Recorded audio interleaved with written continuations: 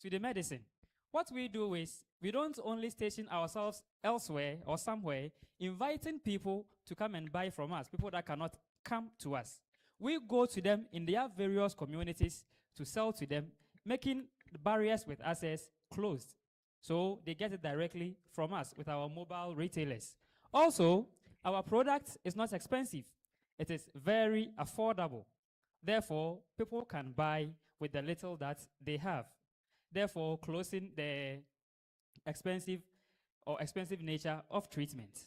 Now, I will go on to our business model. With the business model, what we do is we trade to the people in 3 ways. First of all, we use the mobile commuters or mobile retailers, people who go to the communities themselves. Sometimes they go house to house, and then other times, which is the second part, they use the community information centers. So they go to the information center, they advertise the products morning and evening, and then people will come to the community center to buy. And then we also engage with the herbal shops and then the pharmacy shops. We advertise on radios and information centers that these shops have the products, so people who are close by go to them and then they buy from them. Our product is sold at 8 cedis for a retail price and then 15 Ghana cedis for a wholesale price. So with revenue generation, we say that for every 1,000 pieces or 1,000 units that we produce, the cost is estimated to be 3,000 Ghana cedis. Therefore, with the wholesale price, we have 8 cedis, bringing in 8,000 cedis.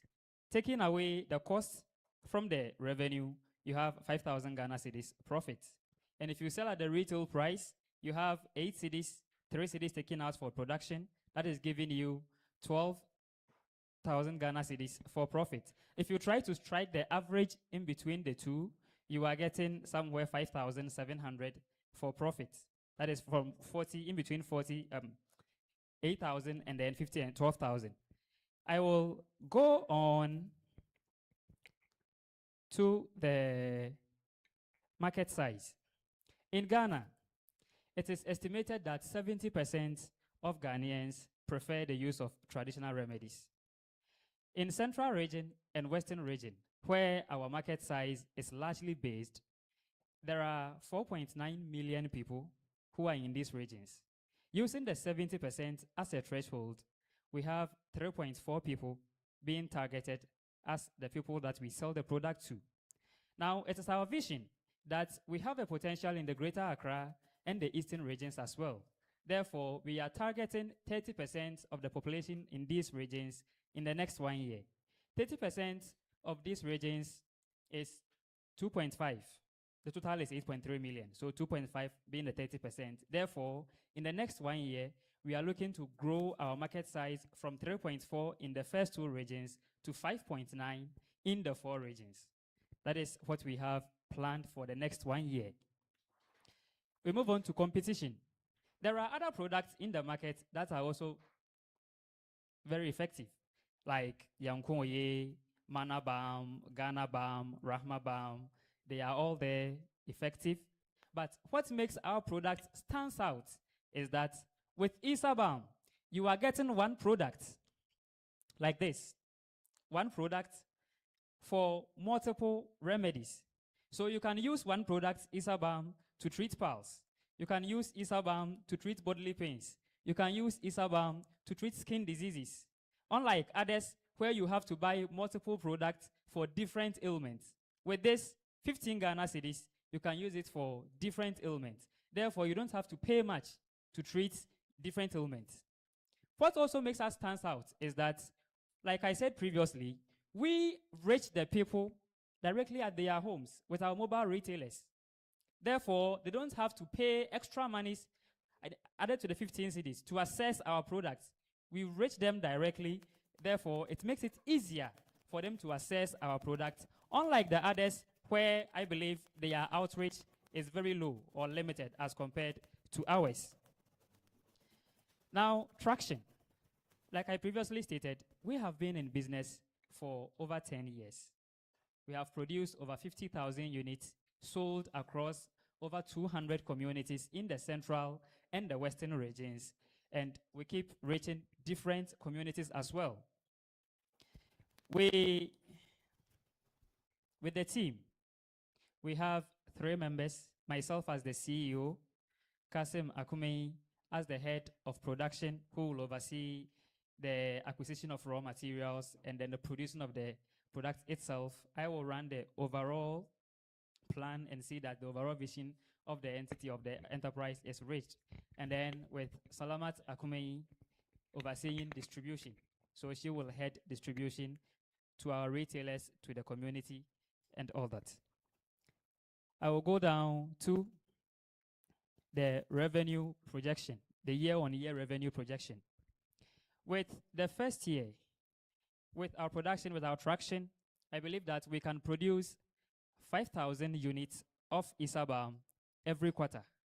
With that, we have 20,000 units being produced yearly. 20,000 units being produced yearly. Now, I will take the first year. We sell 8 cedis wholesale, 15 cedis retail. So if we get that, I have tracked or divided it into 9 cedis, 50 pesos, since we sell both 8 cedis and 15 cedis. And in the first year, we are looking at raking in 190,000 Ghana cedis for the 20,000 being produced in the year. The cost of this production will be 60,000, so we are looking at 130,000 Ghana cedis profit. In the second year, we look to scale up, which will scale up the revenue. And in the third year, with the expansion that we are planning to have, it will also go up. About the ask, I am looking at having $10,000 investment in this business. And this is how the breakdown is going to be. With our plan to relaunch the business, we are looking to acquire a new manufacturing facility, which is costing us 20,000 Ghana cedis. We will have to hire people for the operations of production and the operations of distribution, together costing us 30,000 Ghana cedis. We will have to engage in PR and media, which is costing us 20,000. Packaging and branding upgrade costing us 10,000. Equipment and machinery, that is an upgrade, adding up to what we already have, 5,000. And then regulatory certifications, that is renewal of the certifications that we have done. We have to renew them since they expire. We have to renew them. That is also 5,000 Ghana cedis, costing us 110 Ghana cedis, which is approximately 10,000 US dollars. Now with the IP and ownership, I want to assure everyone, the owner Herbal Center intellectual property stays in the family, and it is something that nobody outside the family can copy. Our customer rate, the 90% loyalty, is something that nobody can take from us. Therefore, if you put your money in owner Herbal Center, you are not putting your money in an entity someone can easily come in and then take it away from us. It is indeed not a trial. It is a proven business that you are going to put your money inside. Therefore, you are not going to run at a loss. Jazakumullah. Jazakallah. I think we can clap for him. MashaAllah, beautiful job. You know, it was there was challenges with the screen, so I know it was difficult to follow. But may I just open this up? I mean, it sounds like, you know, it's an existing business in a very competitive space. They have found some differentiation where they are able to solve multiple ailments with one. We had the opportunity a couple of days ago to visit with Bonsu Saab and his famous Mercy cream that many of you are familiar with. So I would ask now people to just maybe provide any, if you have any constructive feedback, or if you have questions for these young entrepreneurs. Bring the thing to you. How old are you? 29. We'll come right here to Zubair Saab. Yes. MashaAllah ji, amazing presentation. Love it. I think there's 2 questions that I've got, and I'm sure that you've thought through them already. The regulatory body and approvals that you require to get back into business, especially with the product itself. What due diligence you have done already, and is there a time that's going to require to go through that process? Yes, so with the regulatory body, there are 2 things I have to do. The first one, the company Owner Herbal Center was registered as a sole proprietorship under the previous CEO. So I will have to go through the change of ownership to reflect, yes, so that I will be able to run it. That will take not more than a month. And then with the renewal with the Food and Drugs Authority, I have already begun the process. So I'll just have to continue. That will also, with that one, I cannot give a specific time frame since they will have to bring the product for testing in their national headquarters and then they will respond to us. But the previous ones that I did during the time of the previous CEO did not take any more than 3 months. Just a separate question around the distribution part. Are you envisioning that your distributors are going to be all over, and are you going to be putting them on commission, or are they hired employees? Yes, the distribution part, Jazakumullah. So there are some of them who come to buy at the wholesale price from me. Therefore, I give it to them at the wholesale price. They sell at the retail price and they get their commission. There are some of them I give them on credit. So, and then there are some of them I will hire and then pay them on a monthly basis.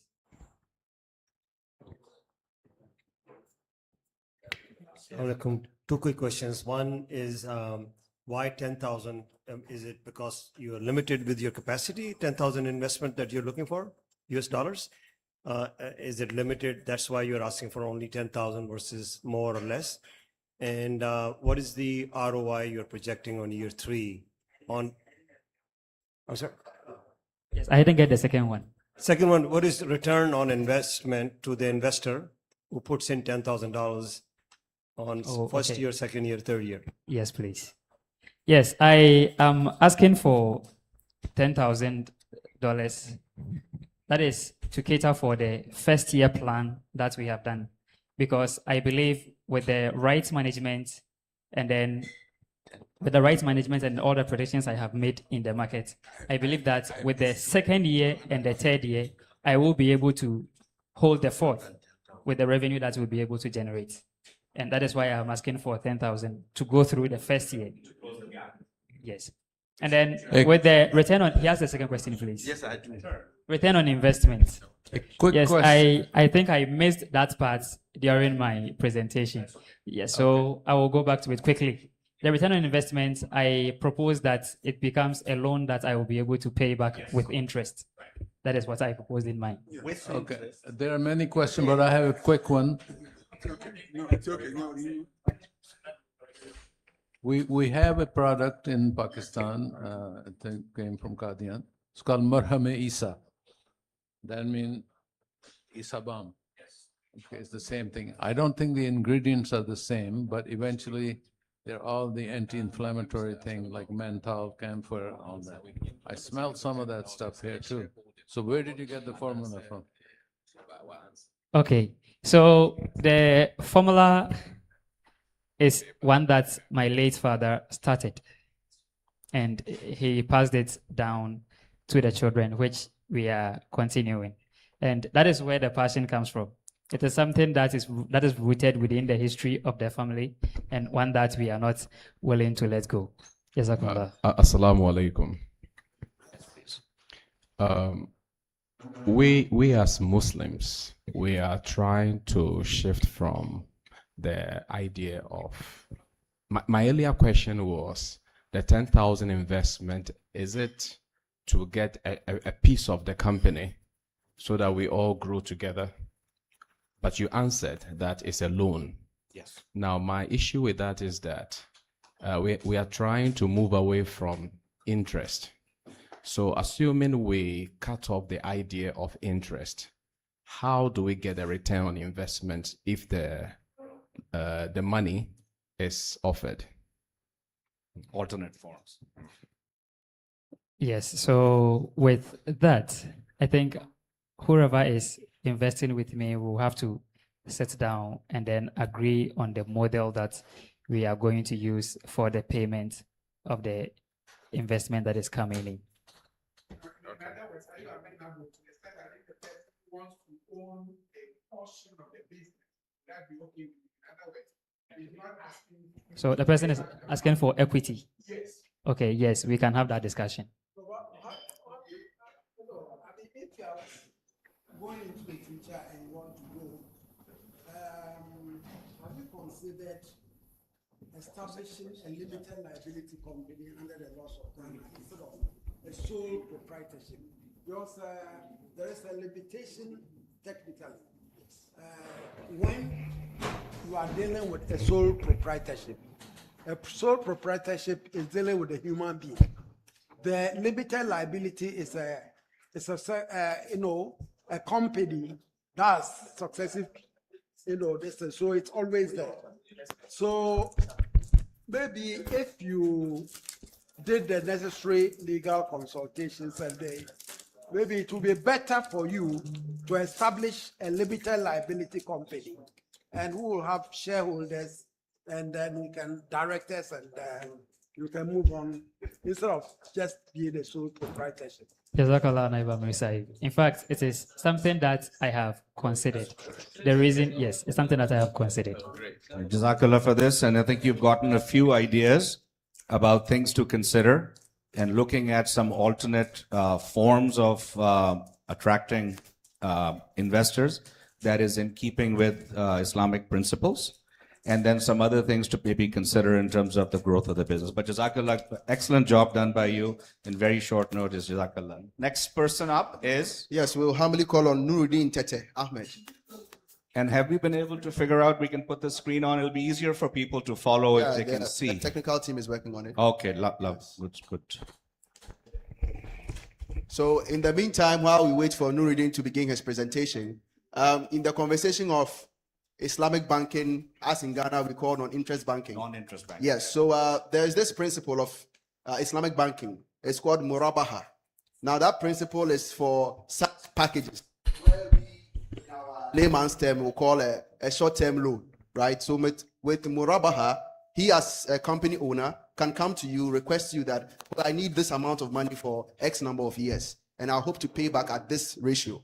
And so you have to agree. But we all know with Islamic banking, you cannot be a passive investor where you only give money and sit back to see how it turns out. You have to be actively involved in how the business runs. So that would be the only caveat. I believe our brother can be able to pick up some things from that, inshallah. Jazakumullah. Nuruddin side. Yes, sir.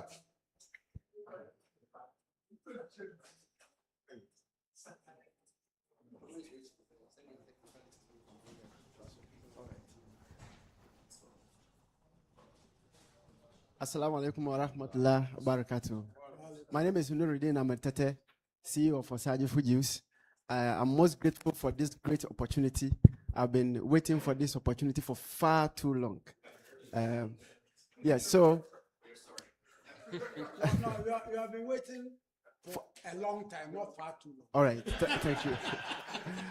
Your time has already begun. Yes, all right. Okay. All right, so thank you so much. The executive summary of my business is that we are seeking for 457,500 for us to scale up our production.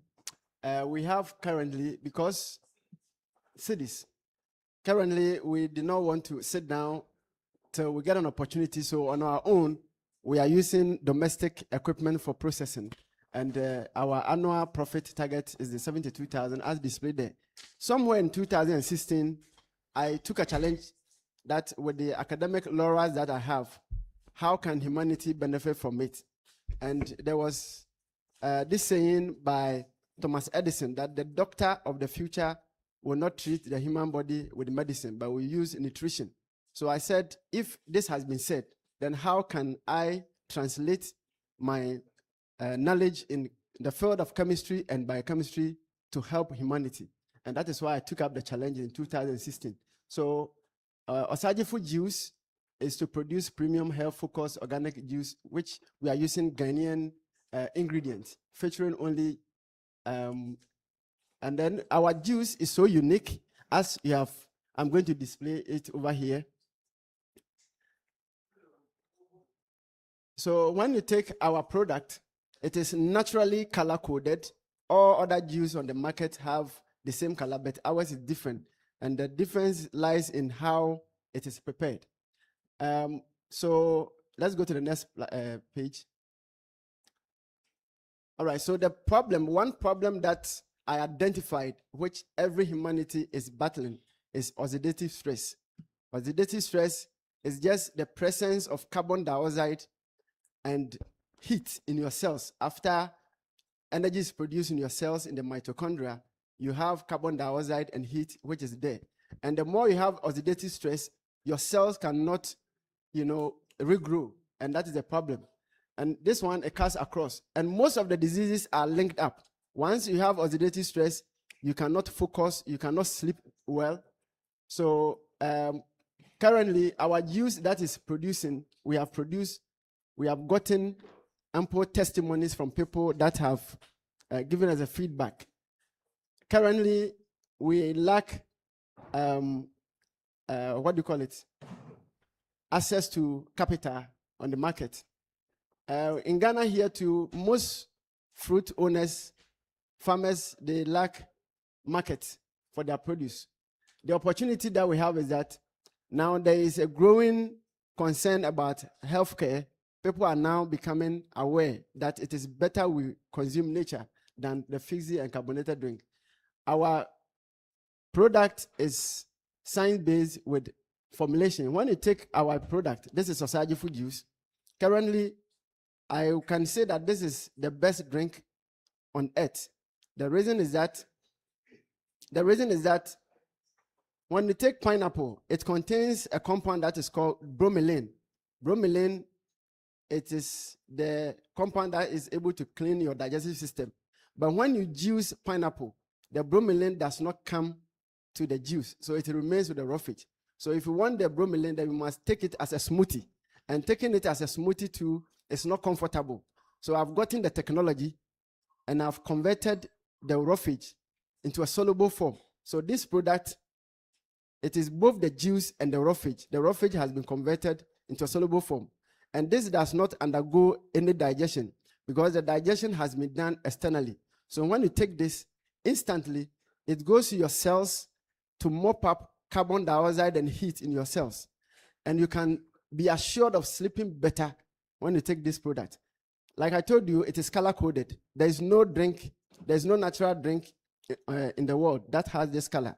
And this color is based on how it has been formulated. So we have advantage over that. We have potential supply to supermarkets. A lot of people are asking us to come to Accra because there is market for it, but we want to cement our base at where we are doing the production in Sabah. Now, when you take Osagyefo Sobo drink, that is another product that we have. This is Osagyefo Sobo drink. This is the usual Sobolo, but in chemistry, the product form from a reaction is based on the nature of reactants, the surface area, concentration, temperature, and then pressure. So we can have the same ingredient. The Sobolo is prepared from hibiscus, pineapple peelings, risa, surisa, forbisa, all of them. But how we prepare, the how and how it is prepared, give us a different color and give us a different efficacy. When you take this, I can assure you can do the experiment here. I want somebody who is very tired here, who is stressed up. When you take this, within some few minutes, I'm coming. Within some few minutes, you realize that you'll be relieved because this one, it will not undergo digestion, but it will undergo direct assimilation into your bloodstream where it's going to mop up the heat and carbon dioxide in your cells. And the more you have carbon dioxide and heat in your cells, it affects the glutathione production in your cells.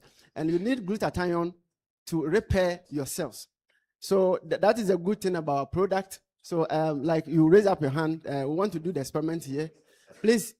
And then when you take this product, it has the potency of letting your cells, absorb cholesterol. Cholesterol or fat and oil are secondary source of energy. So when you have this cholesterol in your body and your cells are not able to use, that is when you have a problem. But now, alhamdulillah, through Osagyefo Juice, which is a company in the Ahmadiyya Muslim Mission, has gotten a solution for your cells to be absorbing the cholesterol for you to convert it to energy. Let's go to the next slide. And this is very cheap on the market. It's 5 cedis, and everything there is natural. Okay, so the differentiation of Sergeant food use, I have, like I've demonstrated and informed you, I have a knowledge in chemistry, biochemistry, and laws of nature. And so the product is a summary of me in classroom. All right. So the unfortunate thing about this is that in 2016, I took part in the competition, Graduate Enterprise Development.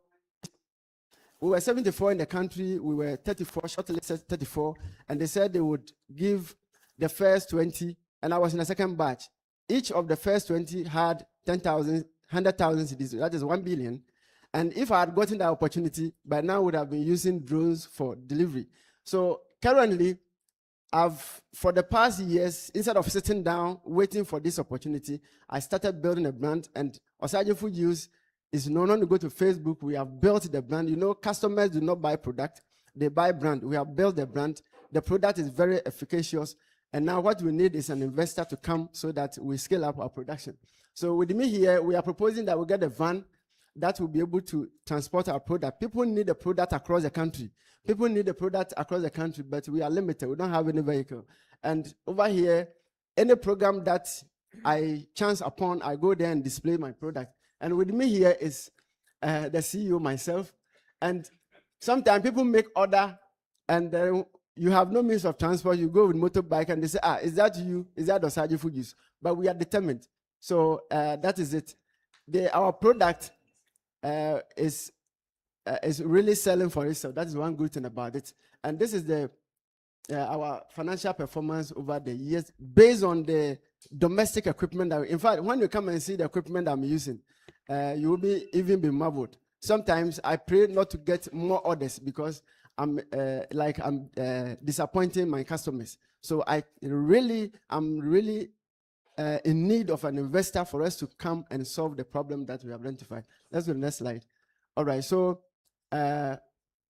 this is for us to do our production on our own. We need this amount of ingredients, and then from this, this is the profit that has been displayed over there. Let's go to the next slide.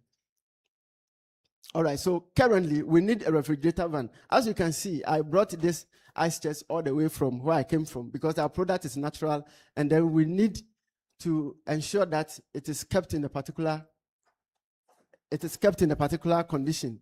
This is the product of Osaje Food Use, naturally color coded. We need a refrigerator van, commercial juicer. We are doing our peeling manually, which is very difficult.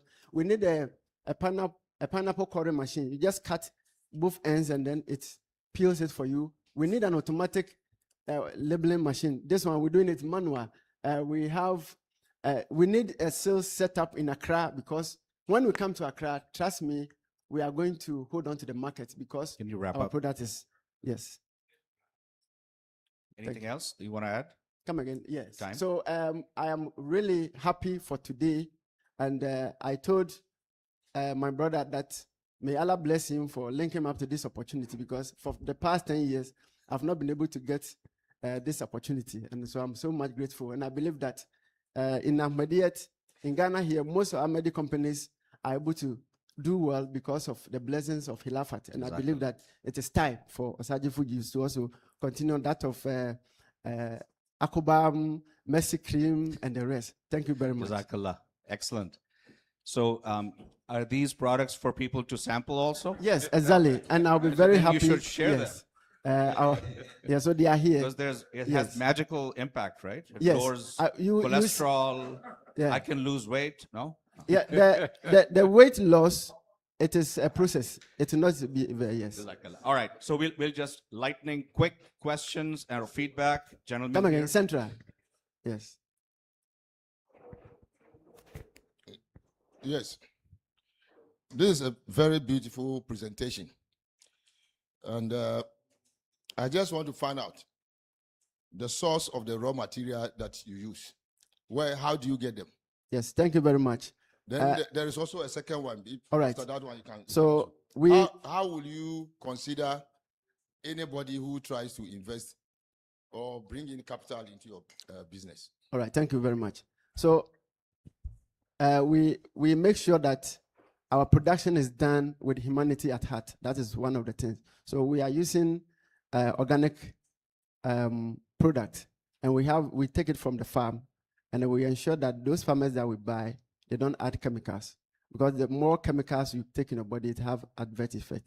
Then we come to investment. Like we said, I've gotten the solution. What I need now is an investor to come for us to continue the solution that I have. Yeah, so we are welcome. Every investor who is ready is welcome, and then we'll go to the negotiation table to yeah. Yes, definitely. I want somebody who will come with yes, because it's better to, if you want to go far, you have to go with a team. And currently, I'm the one doing everything, which is. Are you not the good. only person in the business right now? Yes, for now. Okay. Yes. All right, if you have a question, just raise your hand. We could probably take 2 more questions. Yes, sir.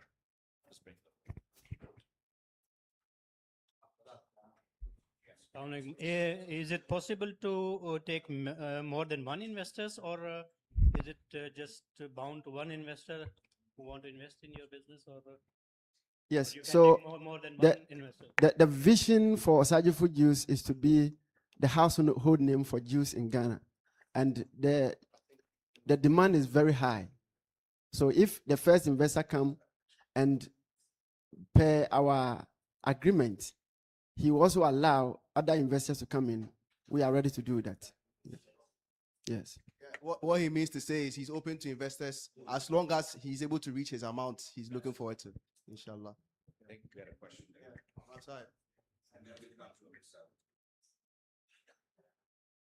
Jazakallah, I think where we could perhaps provide the most help,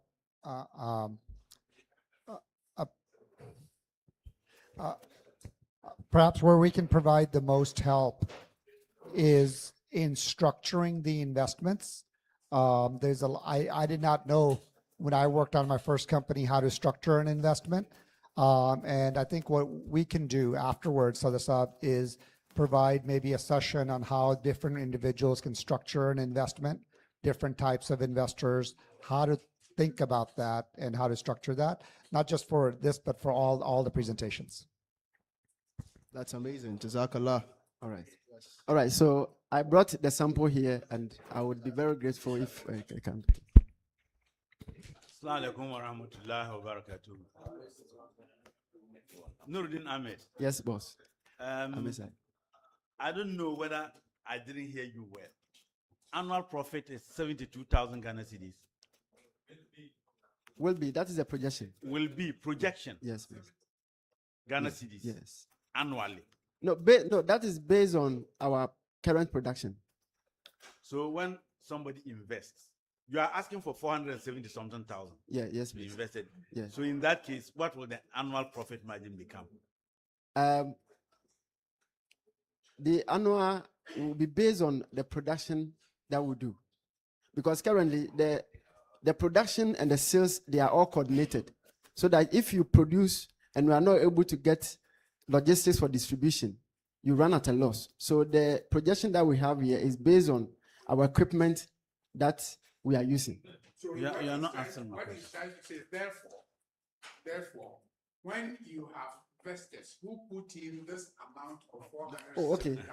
Yes. what will be the projected Okay, so returns? yeah, so when we have this equipment, we're able to produce 1,200 bottles per week, and from there we'll do the calculation. And so so you haven't done yeah, I've not done Projected that. profit, Yeah, right? all right. He's doing 72,000 profit now, but what you're asking for, he's presently doing 72,000 profit, 72,000. What you're saying is after you invest this, what that number will be instead of 72,000? Would it double, triple? It's with going the to be 10 sales? times. 10 times. 10 Yeah, times. yes, please. 720,000. Yes. Even that is very small. 720,000 Ghana cedis. No, Anyway, Looking that's- at his present circumstance, because it's 1 month. Okay, so he needs so that's all fine. right, so I'll, advice. Jazakumullah. Assalamu alaikum. Yes, food is ready, and appropriately we cannot continue. He's done with his presentation. Yes, he's done with his presentation. This is a personal conversation. So I want to request everyone can dig into their food We'll give ourselves about 20 minutes for dining, then we resume the sessions afterwards, inshallah. Jazakumullah. But I thought they said it is ready. Where is the food?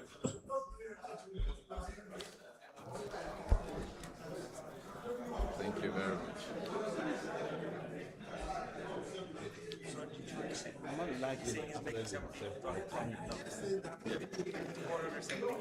going to be 750, 720. That's what he said. 10 times, yes.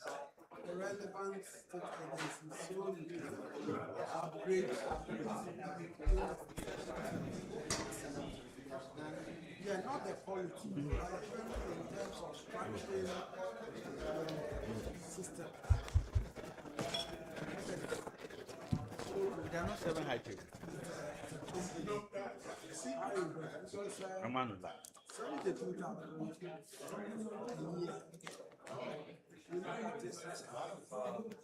260 Yes, I was going to ask about shelf life. What's the shelf life?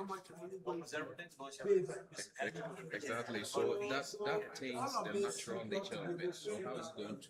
Yes. You know. That's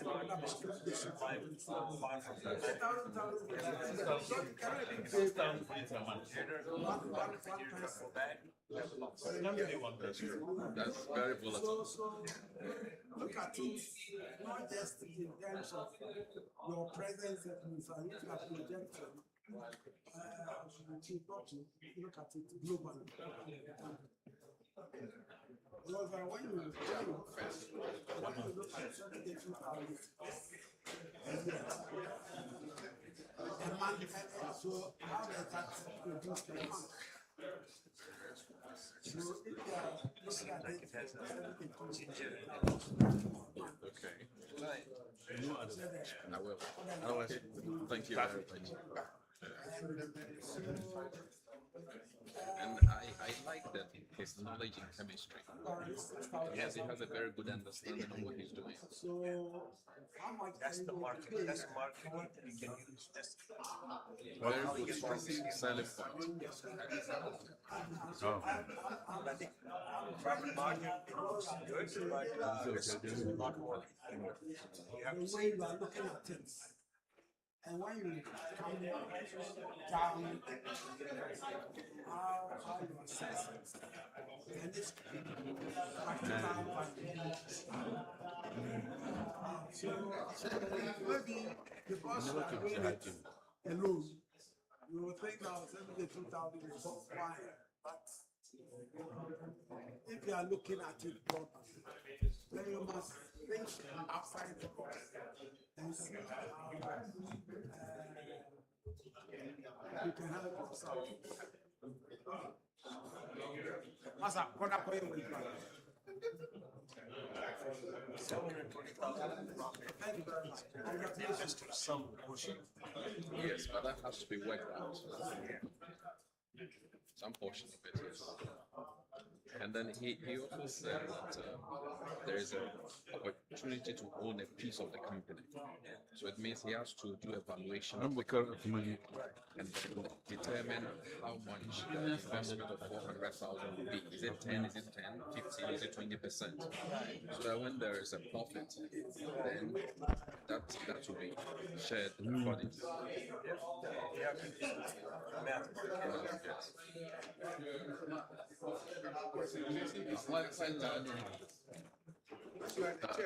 I don't know. There are a lot of people who are interested. I'll go and bring it.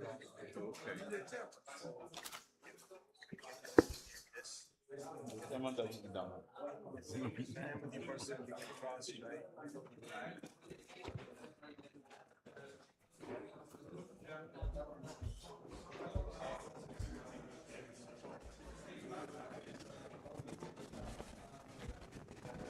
We don't know how much he has invested in this. Yes, so that was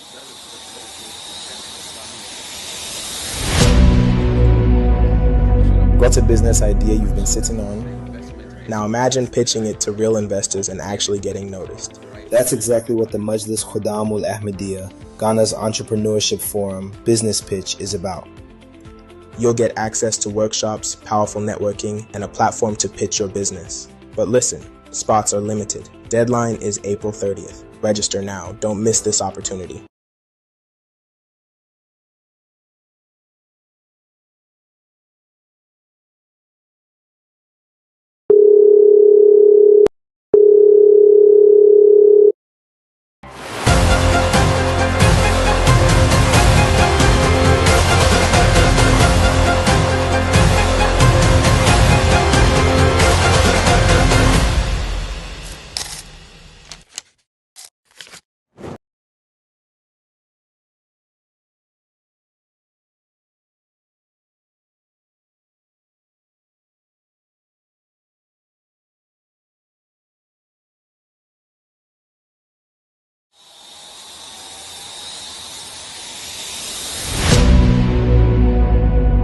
Got a business idea you've been sitting on? Now imagine pitching it to real investors and actually getting noticed. That's exactly what the Majlis Khuddam Ul Ahmadiyya, Ghana's entrepreneurship forum, business pitch is about. You'll get access to workshops, powerful networking, and a platform to pitch your business. But listen, spots are limited. Deadline is April 30th. Register now. Don't miss this opportunity.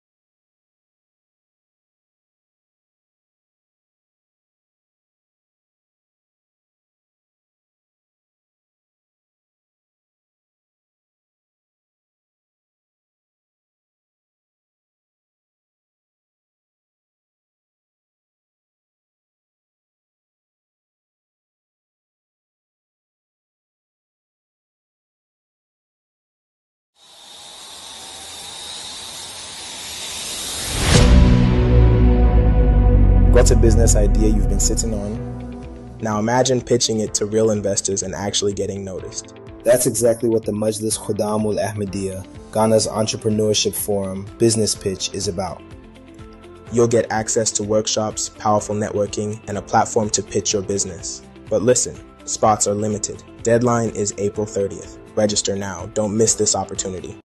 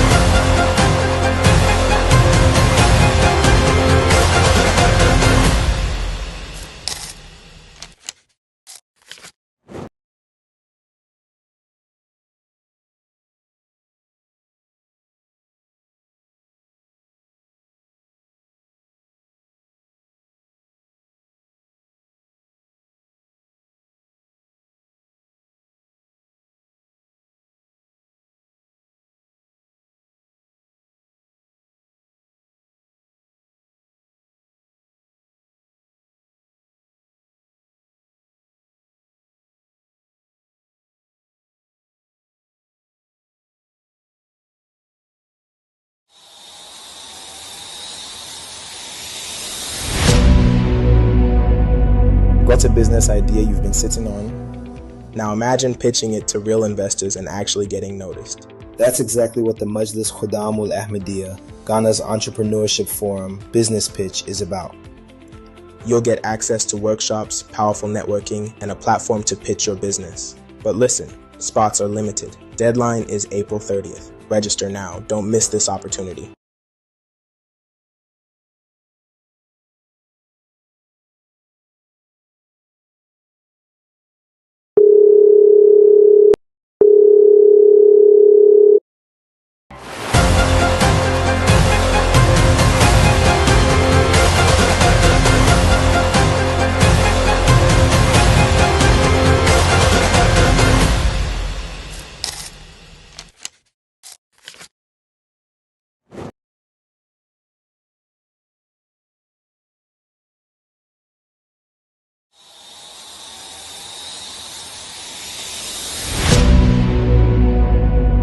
What's a business idea you've been sitting on? Now imagine pitching it to real investors and actually getting noticed. That's exactly what the Majlis Khudamul Ahmadiyya, Ghana's entrepreneurship forum, business pitch is about.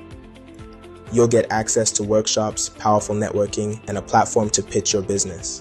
But listen, spots are limited. Deadline is April 30th. Register now. Don't miss this opportunity.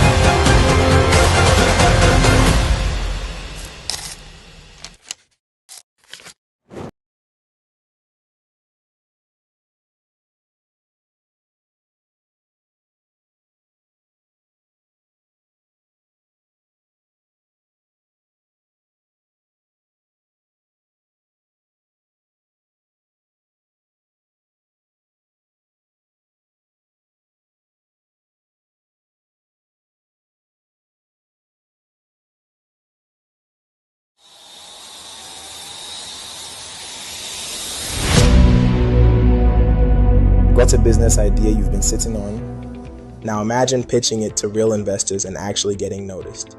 That's exactly what the Majlis Khudamul Ahmadiyya, Ghana's entrepreneurship forum, business pitch is about. You'll get access to workshops, powerful networking, and a platform to pitch your business. But listen, spots are limited. Deadline is April 30th. Register now. Don't miss this opportunity.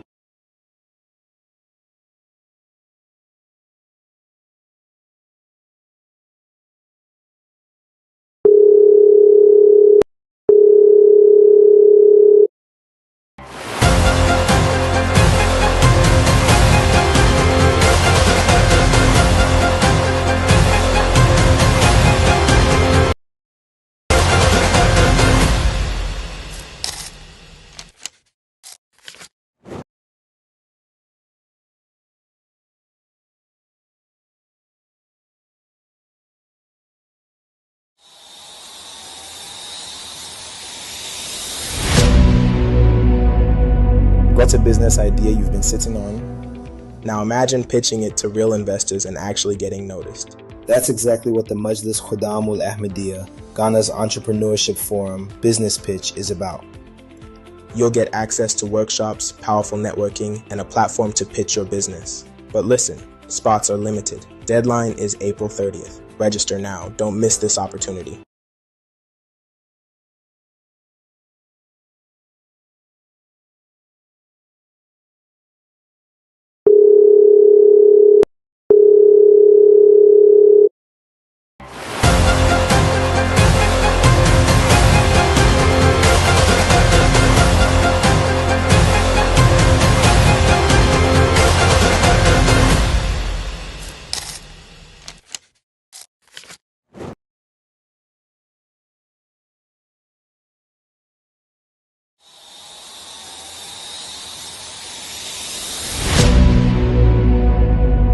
What's a business idea you've been sitting on? Now imagine pitching it to real investors and actually getting noticed.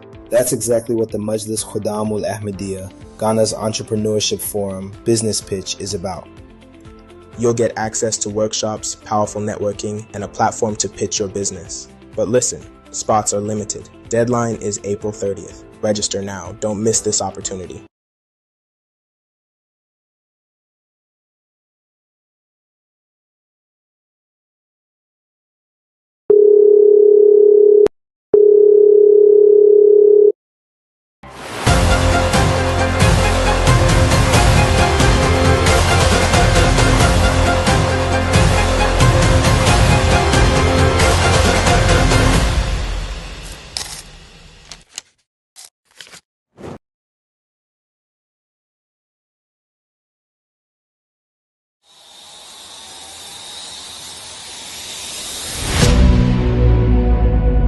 What's a business idea you've been sitting on? Now imagine pitching it to real investors and actually getting noticed. That's exactly what the Majlis Khudamul Ahmadiyya, Ghana's entrepreneurship forum, business pitch is about.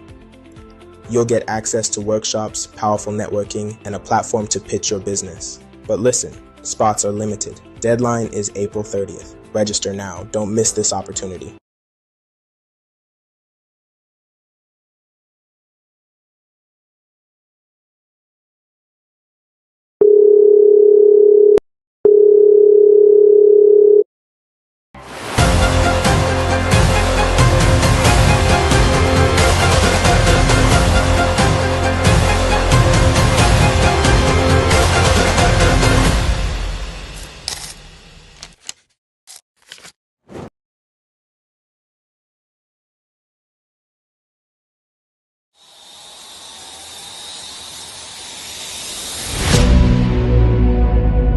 What's a business idea you've been sitting on? Now imagine pitching it to real investors and actually getting noticed. That's exactly what the Majlis Khudamul Ahmadiyya, Ghana's entrepreneurship forum, business pitch is about. You'll get access to workshops, powerful networking, and a platform to pitch your business. But listen, spots are limited. Deadline is April 30th. Register now. Don't miss this opportunity.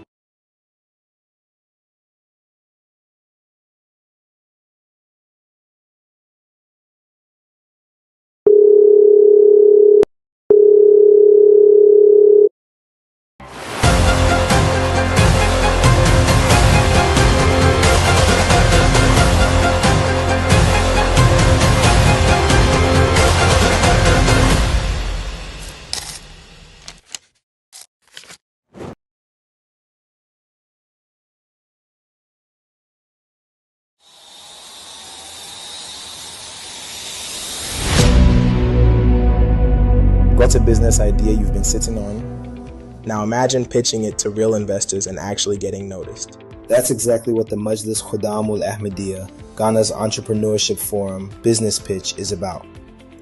You'll get access to workshops, powerful networking, and a platform to pitch your business. But listen, spots are limited. Deadline is April 30th. Register now. Don't miss this opportunity.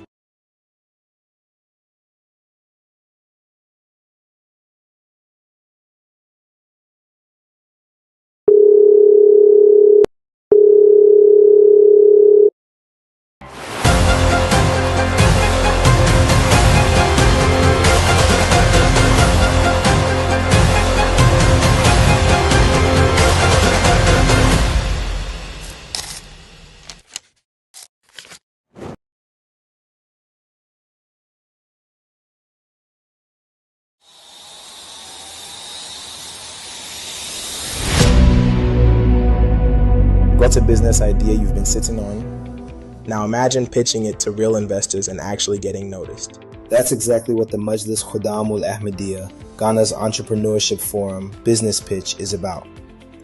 You'll get access to workshops, powerful networking, and a platform to pitch your business. But listen, spots are limited. Deadline is April 30th. Register now. Don't miss this opportunity.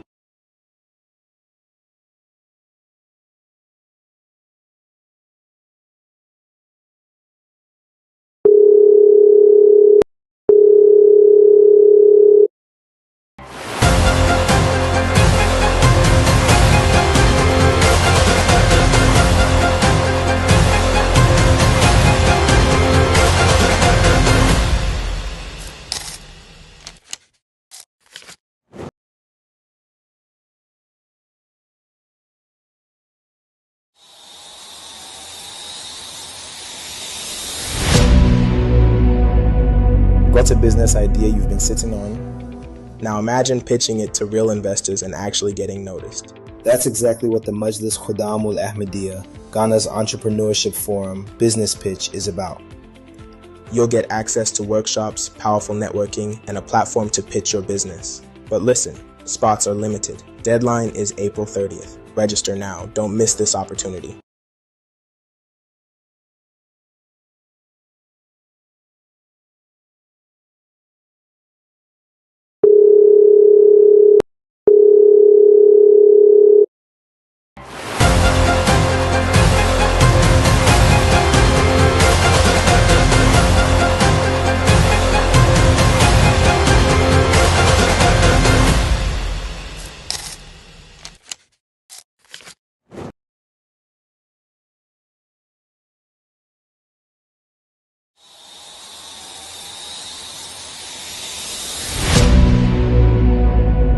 What's a business idea you've been sitting on? Now imagine pitching it to real investors and actually getting noticed. That's exactly what the Majlis Khudamul Ahmadiyya, Ghana's entrepreneurship forum, business pitch is about. You'll get access to workshops, powerful networking, and a platform to pitch your business. But listen, spots are limited. Deadline is April 30th. Register now. Don't miss this opportunity.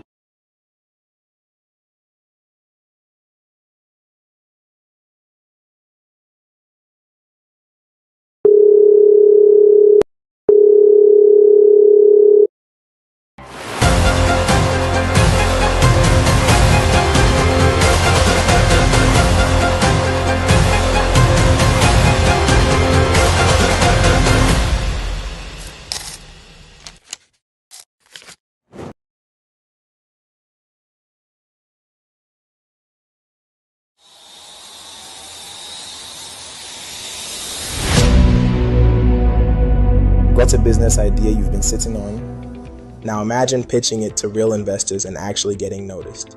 That's exactly what the Majlis Khudamul Ahmadiyya, Ghana's entrepreneurship forum, business pitch is about. You'll get access to workshops, powerful networking, and a platform to pitch your business. But listen, spots are limited. Deadline is April 30th. Register now. Don't miss this opportunity.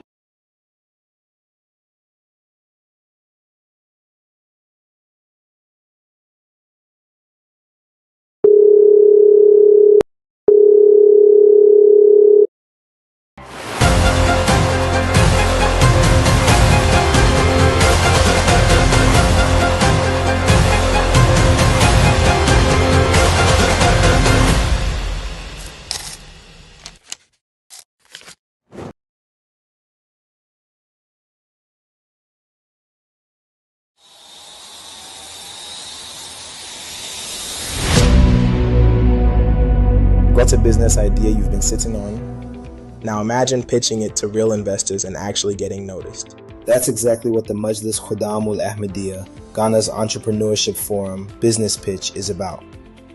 You'll get access to workshops, powerful networking, and a platform to pitch your business. But listen, spots are limited. Deadline is April 30th. Register now. Don't miss this opportunity.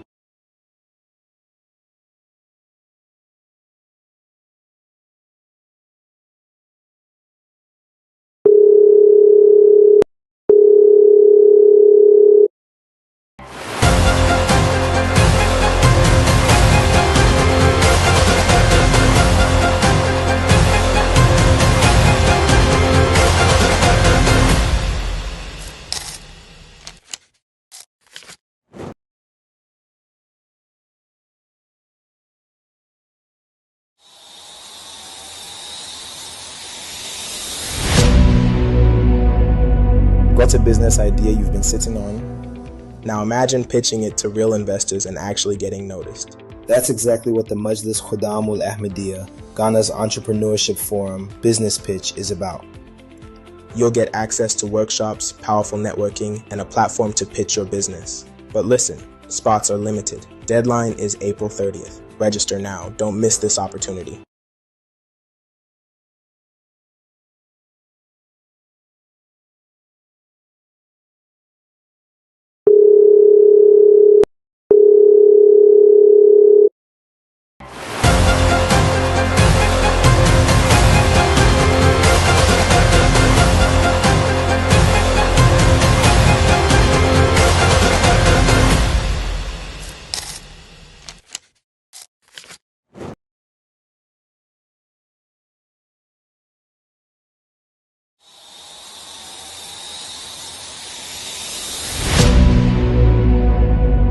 What's a business idea you've been sitting on? Now imagine pitching it to real investors and actually getting noticed. That's exactly what the Majlis Khudamul Ahmadiyya, Ghana's entrepreneurship forum, business pitch is about.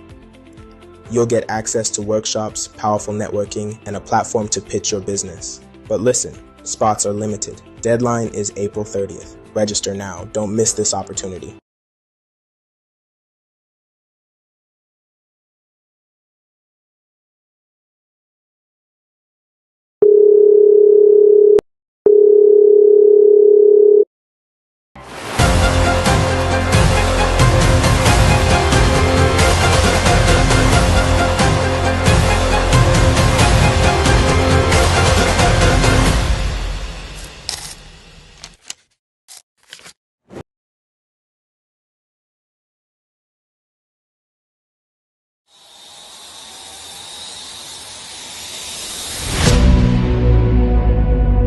What's a business idea you've been sitting on? Now imagine pitching it to real investors and actually getting noticed. That's exactly what the Majlis Khudamul Ahmadiyya, Ghana's entrepreneurship forum, business pitch is about.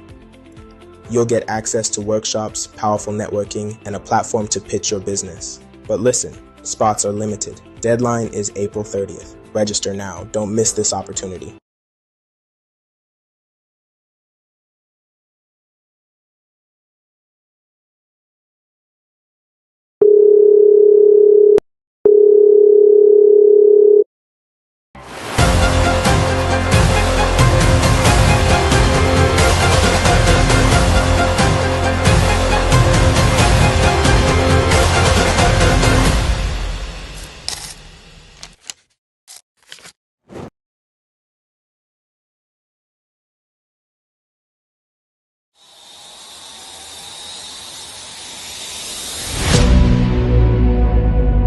What's a business idea you've been sitting on? Now imagine pitching it to real investors and actually getting noticed. That's exactly what the Majlis Khudamul Ahmadiyya, Ghana's entrepreneurship forum, business pitch is about.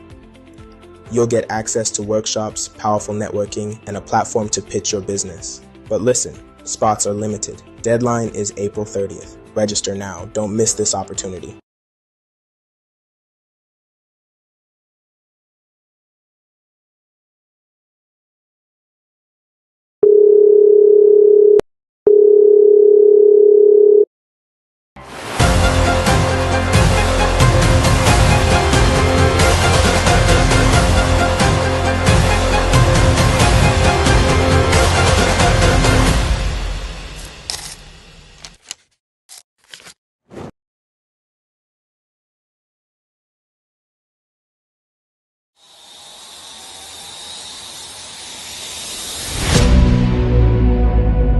What's a business idea you've been sitting on? Now imagine pitching it to real investors and actually getting noticed. That's exactly what the Majlis Khudamul Ahmadiyya, Ghana's entrepreneurship forum, business pitch is about. You'll get access to workshops, powerful networking, and a platform to pitch your business. But listen, spots are limited. Deadline is April 30th. Register now. Don't miss this opportunity.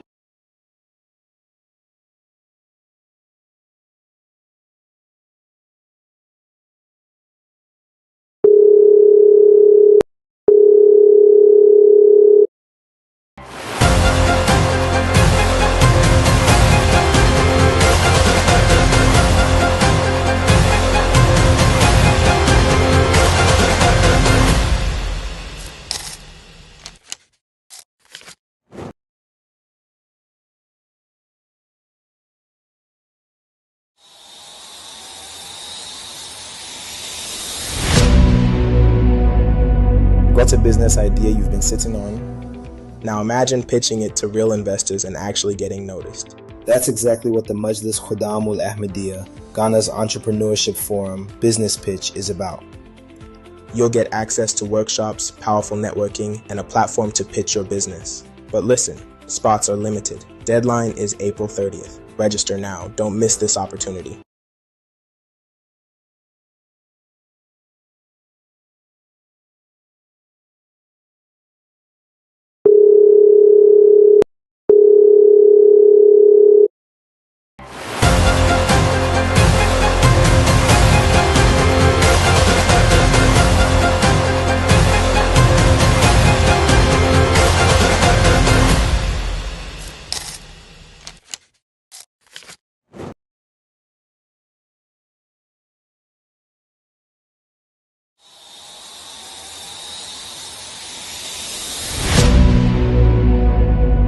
What's a business idea you've been sitting on? Now imagine pitching it to real investors and actually getting noticed.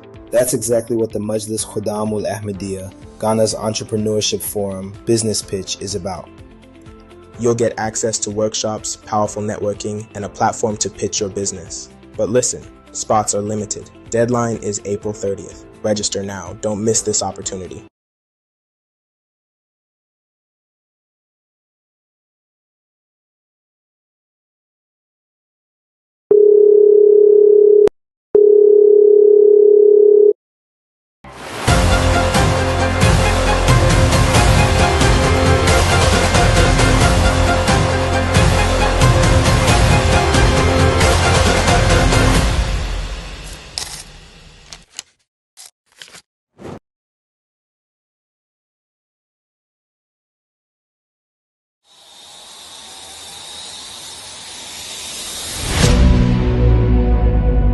What's a business idea you've been sitting on? Now imagine pitching it to real investors and actually getting noticed. That's exactly what the Majlis Khudamul Ahmadiyya, Ghana's entrepreneurship forum, business pitch is about.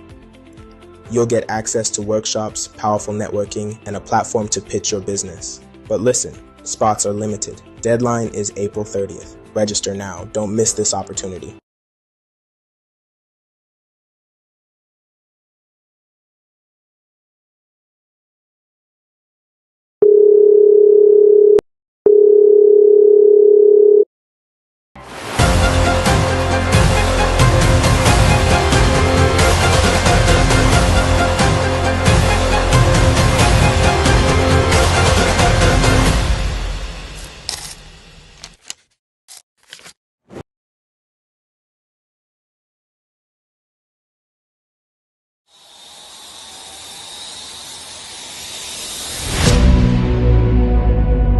What's a business idea you've been sitting on? Now imagine pitching it to real investors and actually getting noticed. That's exactly what the Majlis Khudamul Ahmadiyya, Ghana's entrepreneurship forum, business pitch is about.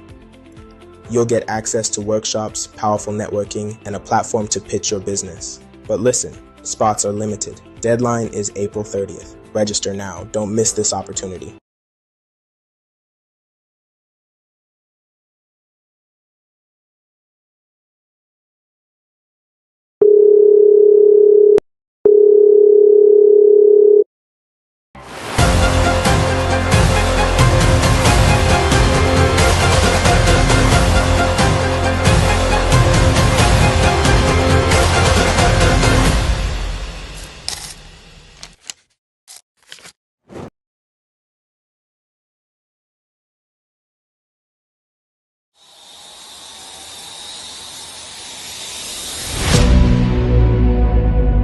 What's a business idea you've been sitting on? Now imagine pitching it to real investors and actually getting noticed. That's exactly what the Majlis Khudamul Ahmadiyya, Ghana's entrepreneurship forum, business pitch is about.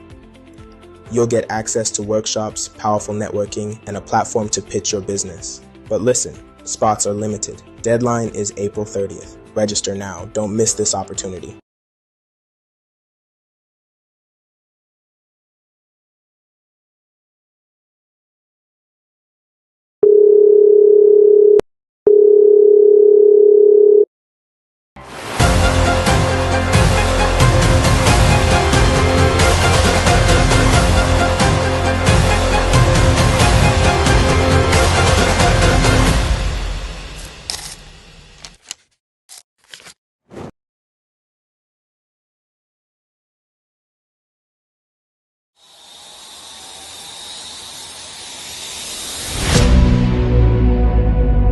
What's a business idea you've been sitting on? Now imagine pitching it to real investors and actually getting noticed. That's exactly what the Majlis Khudamul Ahmadiyya, Ghana's entrepreneurship forum, business pitch is about. You'll get access to workshops, powerful networking, and a platform to pitch your business. But listen, spots are limited. Deadline is April 30th. Register now. Don't miss this opportunity.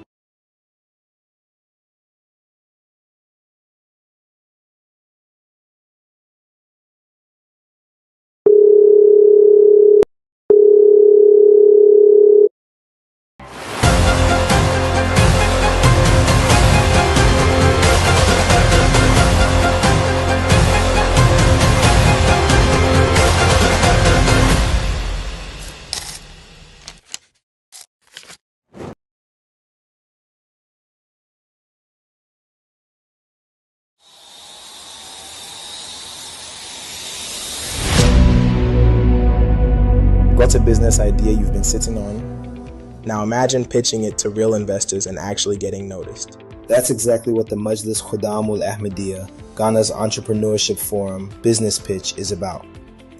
You'll get access to workshops, powerful networking, and a platform to pitch your business. But listen, spots are limited. Deadline is April 30th. Register now. Don't miss this opportunity.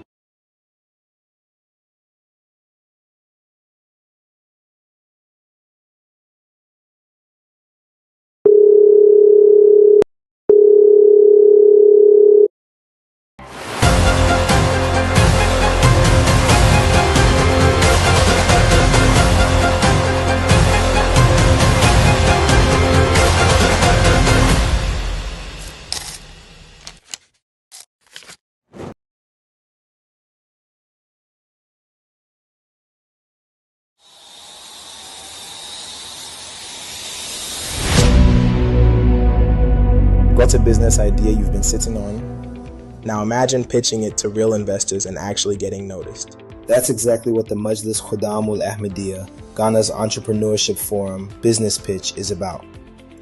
You'll get access to workshops, powerful networking, and a platform to pitch your business. But listen, spots are limited. Deadline is April 30th. Register now. Don't miss this opportunity.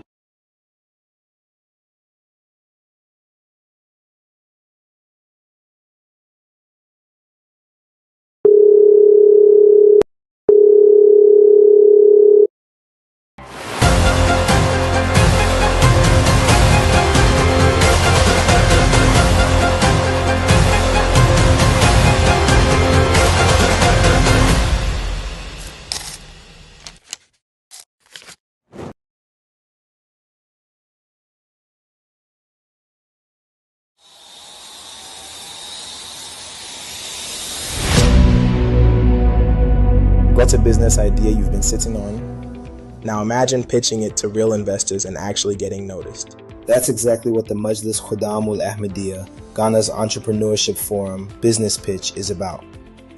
You'll get access to workshops, powerful networking, and a platform to pitch your business. But listen, spots are limited. Deadline is April 30th. Register now. Don't miss this opportunity.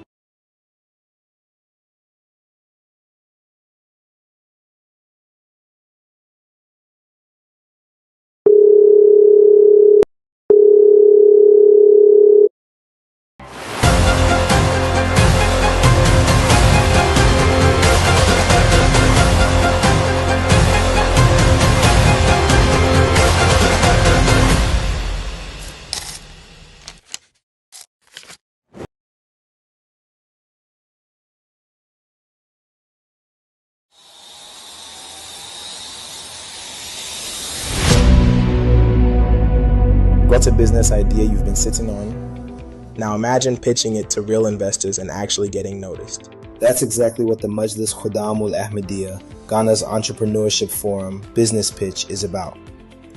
You'll get access to workshops, powerful networking, and a platform to pitch your business. But listen, spots are limited. Deadline is April 30th. Register now. Don't miss this opportunity.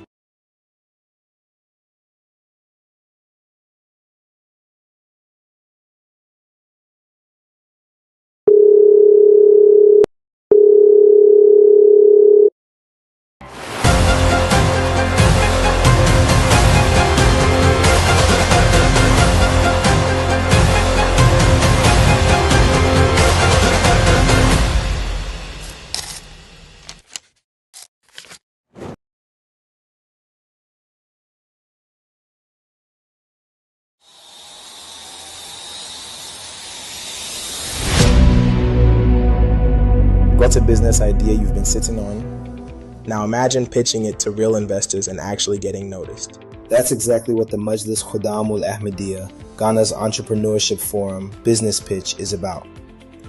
You'll get access to workshops, powerful networking, and a platform to pitch your business. But listen, spots are limited. Deadline is April 30th. Register now. Don't miss this opportunity.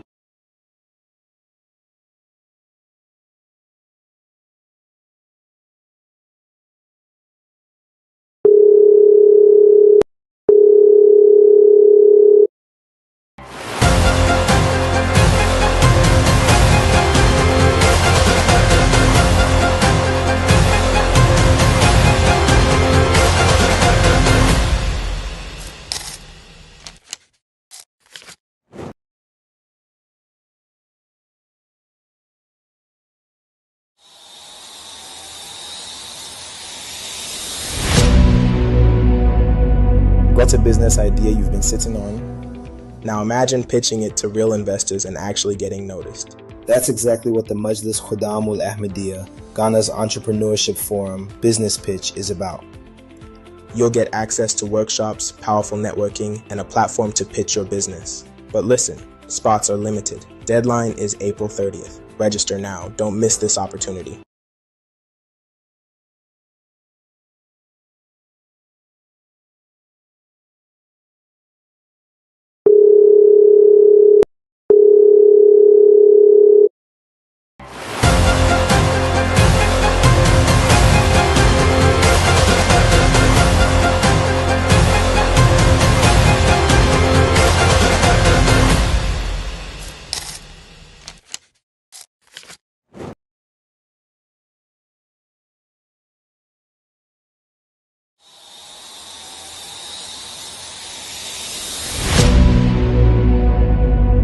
What's a business idea you've been sitting on? Now imagine pitching it to real investors and actually getting noticed. That's exactly what the Majlis Khuddam Ul Ahmadiyya, Ghana's entrepreneurship forum, business pitch is about.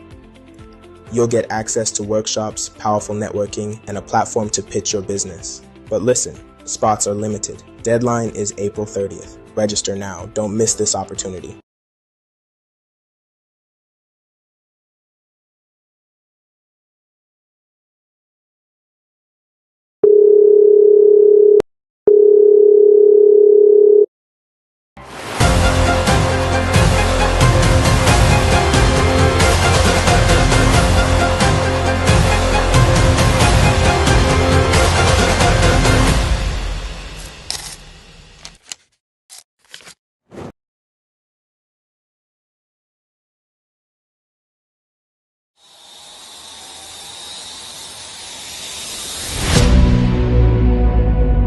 What's a business idea you've been sitting on? Now imagine pitching it to real investors and actually getting noticed. That's exactly what the Majlis Khuddam Ul Ahmadiyya, Ghana's entrepreneurship forum, business pitch is about. You'll get access to workshops, powerful networking, and a platform to pitch your business. But listen, spots are limited. Deadline is April 30th. Register now. Don't miss this opportunity.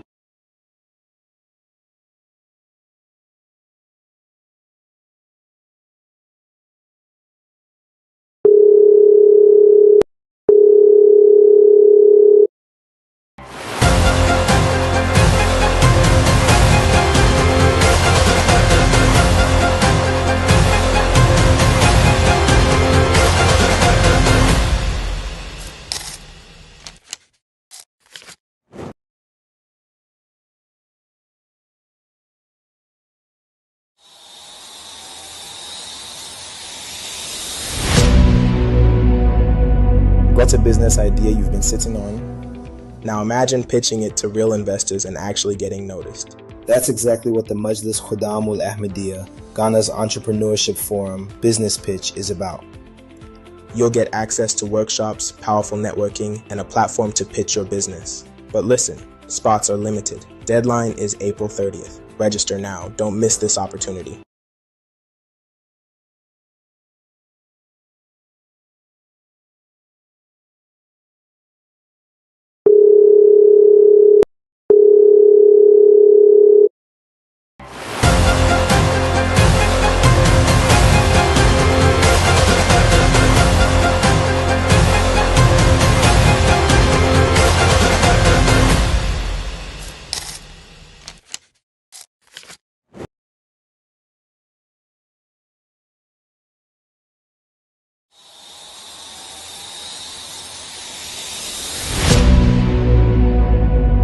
What's a business idea you've been sitting on? Now imagine pitching it to real investors and actually getting noticed. That's exactly what the Majlis Khuddam Ul Ahmadiyya, Ghana's entrepreneurship forum, business pitch is about. You'll get access to workshops, powerful networking, and a platform to pitch your business. But listen, spots are limited. Deadline is April 30th. Register now. Don't miss this opportunity.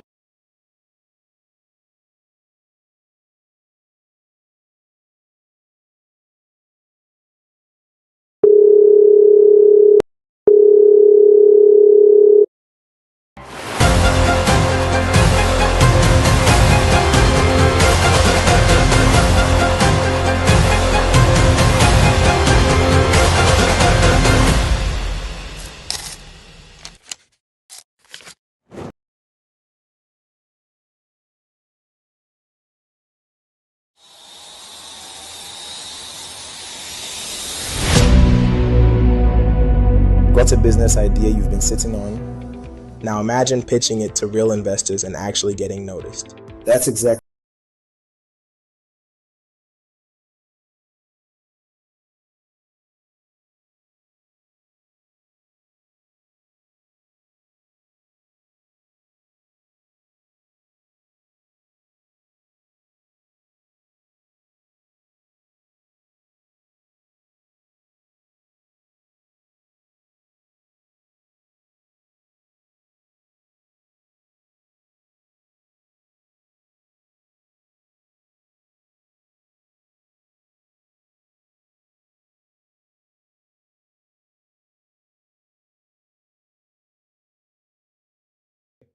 I can give another example of Mr. here. The dress he's wearing has a slide design in front, which I can also say it was done through a process called sublimation. Now, these are all processes in printing that most of us do not realize or know of. So it is clear that design and print is something that is all around us. Now, the design and print industry. The design and print industry is an industry which I would say is very fragmented. There is very high demand in this industry, but I can give an example of if I wanted to produce something called like a t-shirt, I would have to go through a lot of processes. I first have to find myself someone to design a mock-up for me to see digital-wise how the product is looking. After that, I have to find a printing shop where they can print this. After that, I have to make sure I get the plain materials that I'll be putting these designs in. And then after, I have to worry about packaging and then delivering this, or sending it to the preferred location of which I want it. This is a very long process. So the question here is this. If we want a doctor, we know we are supposed to go to the hospital. If we want the services of a policeman, we know we are supposed to go to the police station. If we want the services of a designer, where do we go to? I don't think we have any, but we actually get designers through the process of us getting referred by a friend. So DPH, that's how the project DPH came about. DPH here stands for Design and Print Hub. And what Design and Print Hub stands to do is the whole print and design industry is not modernized. We are in a world where things are is moving into the modern form. Right now we have things like AI and the rest that's helping us advance in technology. If I look at the print industry, it lacks a little of technological innovation. Why can I pick my phone and order a boat and a car will come to my doorstep? I'll hop on it, go to my location, go to a software like Temu, order any item I want, and it will come to me. But I can't take a phone and simple stuff that has to do with me designing and printing an item. For example, I want to start a business. I have to design a flyer before I can start this business to send the information out there that I'm starting this business, this is what I do, these are my services. Before you get that flyer, I need the services of a designer. So why can't I just pick my phone, just like how other things like transport has advanced and the rest, pick my phone and just make an order and then this particular item would come to me. So this is a very big gap in the design and print market, of which is highly demanded that we need to fill in. So please, the next slide. So the platform is supposed to be both mobile and web. Now, there are three main features I have to talk about here. So the platform is going to have three features, of which the first one is called Design Only tab. Now, with the Design Only tab, what happens here is that the user can easily scroll through designs of which are made by our backend freelance designers. So you can basically go to the platform, tap a CTA, put in some little details of what you want. Let's say you want a promotional flyer. You put in the detail of the title you want it, the images you want, you upload some pictures you want to use and the rest. You send the offer, you send the request, and then our back-end freelance designers get them, pick them up, work on them, and then submit it to you, of which you get 3 revisions to make corrections for.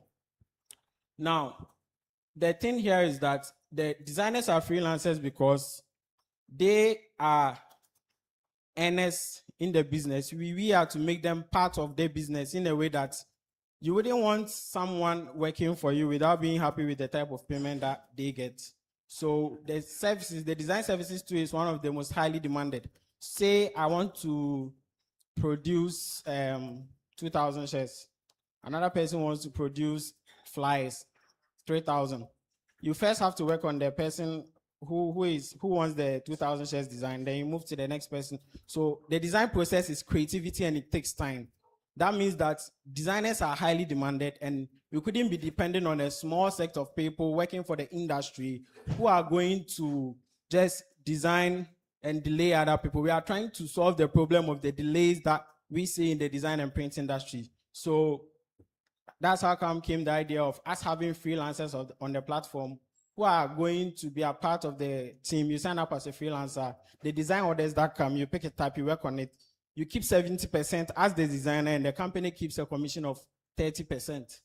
Now, that's what mostly design-only tab is going to be about on the platform. And then we'll have the design and print. Now, the design and print, as the name goes, basically will have to do with the fact that you can order a design and you can order a print of it as well. Like I began in my presentation, I mentioned that this bottle right here has a label on it, and we can tell water is something we consume all the time. So if I make a design and print this to the company, it means I'll be constantly supplying this particular label on the bottle to the individual. So that means such person will be needing the design and print service, of which if you're a company, you don't want to stress looking for any person, or you want to start a water company, you want someone to design a label for you, you can easily go to the website, fill in a couple of details. It's very simplistic. Make the order for the individual to, put the details, and then we will be printing these labels for the individuals and be sending it to them without them ever having to come to this location or that location. And the third one will be the marketplace. Again, emphasis on the designers, because they are one of the most important people in this whole industry. So the marketplace is basically going to do with the designers voluntarily making designs of, like I said, the cloth Mr. is wearing right here has a design in it, and the process done used to make it is called sublimation. And people can voluntarily make designs of such cloth, which are nice, of which if people see, they would want to buy or purchase. So marketplace will mainly be about that. The designers make the presentation, they make the designs, and they have them posted on the platform, of which users can scroll through and make orders of various items that has to do with design, of which they can order and print. So here too, the designer gets a cut of the product if it's purchased, and also the company also gets their commission. So that's basically how the whole platform is going to work. Now, let's talk about the market opportunity in this. Massive recurring revenue. Which people are actually our market in relation to what we are talking about? The people who are our market in this business. Okay. The people who are actually our targets here to do their business with is individuals, businesses, NGOs, and government organizations, as well as churches and religious bodies. Let's go. Next, please. What we have already achieved. I have already built a website that is not fully automated, but you can go in and fill the forms of the items you need, and it will manually, you get the order, and we make the order, we make the product, and we send it to you. And it's available on bilpanventures.org. Last year, we actually made revenue of about 100,000 Ghana cedis doing design and print stuff. And we are actually a certified company and registered. We also have a PPA registration, of which permits us to participate in government tenders. Please, next. So we have multiple revenue streams here, which is going to be from the design commissions that we will be getting from the designers, printing production commissions that we'll be making. I mean, the main money is in the printing, because I make about 65% profit from a single product I make, whilst third party sourcing it from other companies for their services. So we also make money from delivery services, subscription plans, and a lot. Please, let's go forward. The competitive advantage here. Please, time is up, so let's just go. So let's talk about revenue. So we're actually looking for an amount of $650,000 to fully automate this industry. Now, we are looking forward to returns of first year, $120,000 in returns of profit. Second year, we are looking at around $500,000 in returns of profit. Third year, $1.5 million. Fourth year, $4 million. And then the fifth year, $10 million. So, like I said, we are looking for an amount of $620,000 to be able to put up this whole ecosystem of design and print. Okay. So, DPH is building the future of customization production in Africa. Thank you.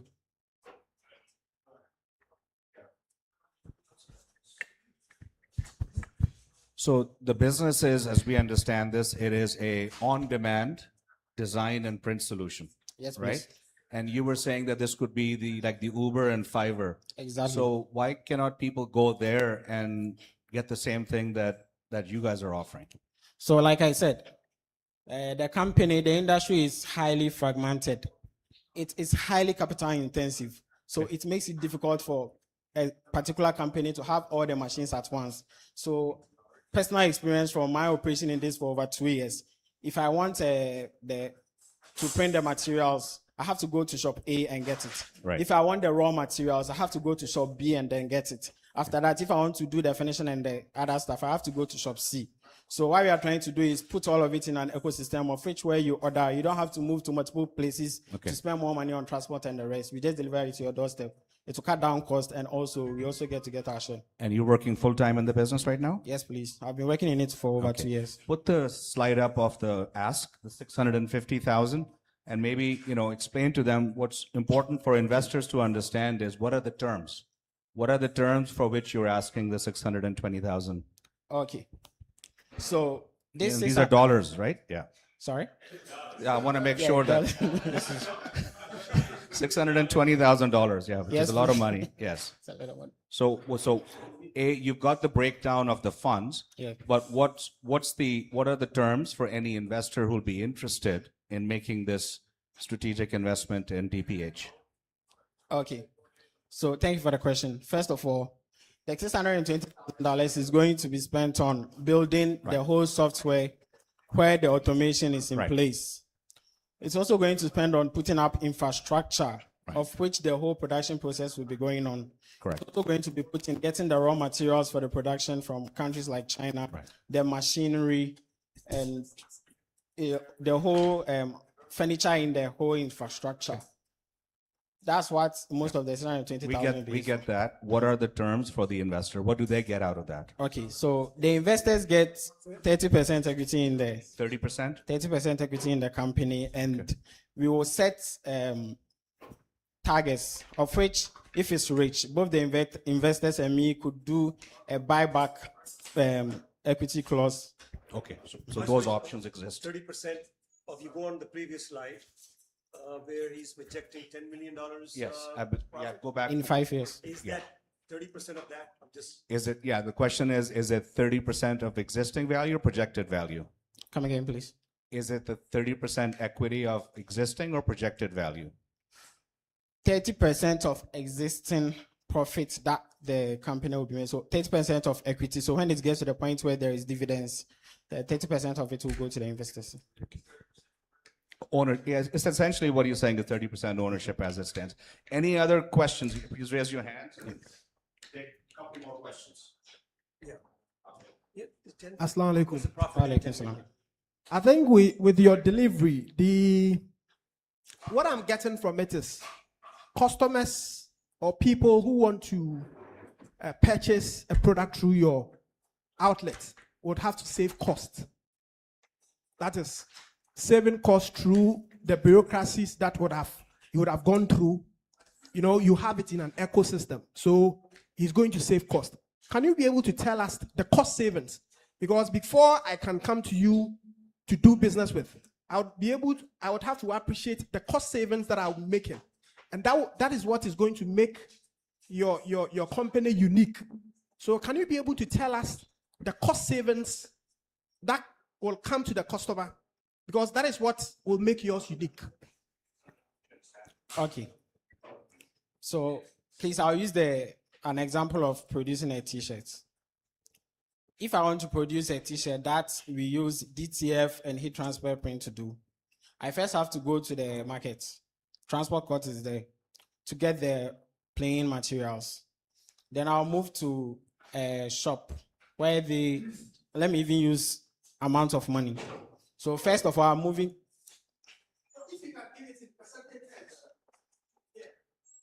Percentage terms.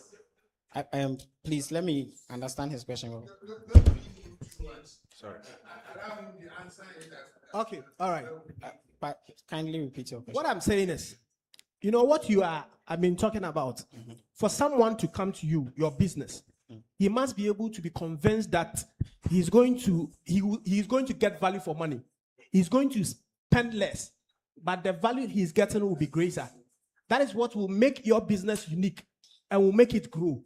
Are you getting me? Yes, please. So what can you be able to tell us? What cost savings is there for the customer who is coming to you Okay, thank you. in percentage terms?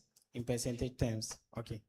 So I believe that if a customer wanted to produce 100 shirts, the process of him moving to the 3 vendors to get the items, the person would cut down cost to about 20%.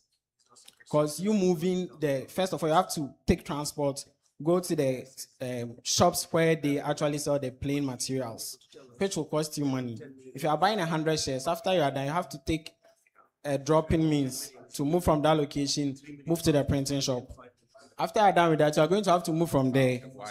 But before you even move from there, you have to follow a queue. Wait in line until it's your turn for the job to be done. After you are done with that, you move from there, you move the finished products to the preferred location of yours. That means you basically be moving around 4 times, of which I believe if we are the ones doing all this, it's going to cut down your cost by around 20%. Okay, thank you. Okay, to demand or to be asking for over $600,000, what is it that you have put in so far? Okay, what value will you attach to that? And that you are asking for $600,000 for just 30%. So you need to let me appreciate this, please. Okay. $600,000. Thank you. So the first question was, what have I done so far in relation to this project? What's been the capital investment to date? Capital investment to date. To date, yes. And then I'm going to have to check my records, but I believe my turnaround last year was over 150,000 Ghana cedis. Turnaround. So what about what investment, capital invested?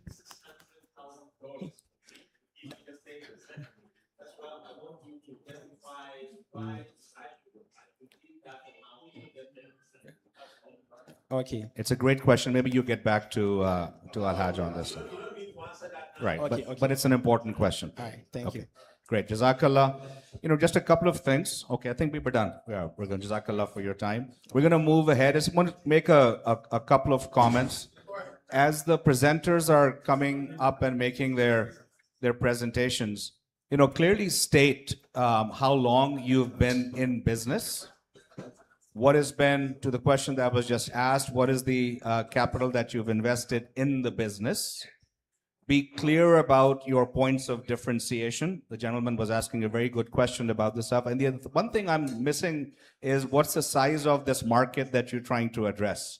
So if you have that information, so people understand what the upside is. And then lastly, be very clear about when you're making an ask up. Sometimes it's a non-small number that you're asking for. So be very clear about what that offers to a potential investor. Okay? All right, we're going to move on to the next one. The next pitch is by Nasser Ahmed Mensa and Sadiq Osman. Yeah, you have to be quick for us. Don't worry, you come, don't worry. And while he's coming up, can I just request everybody, let's just keep our conversations low. So they've put a lot of time and energy into presenting. We want to give them the full attention. Jazakallah.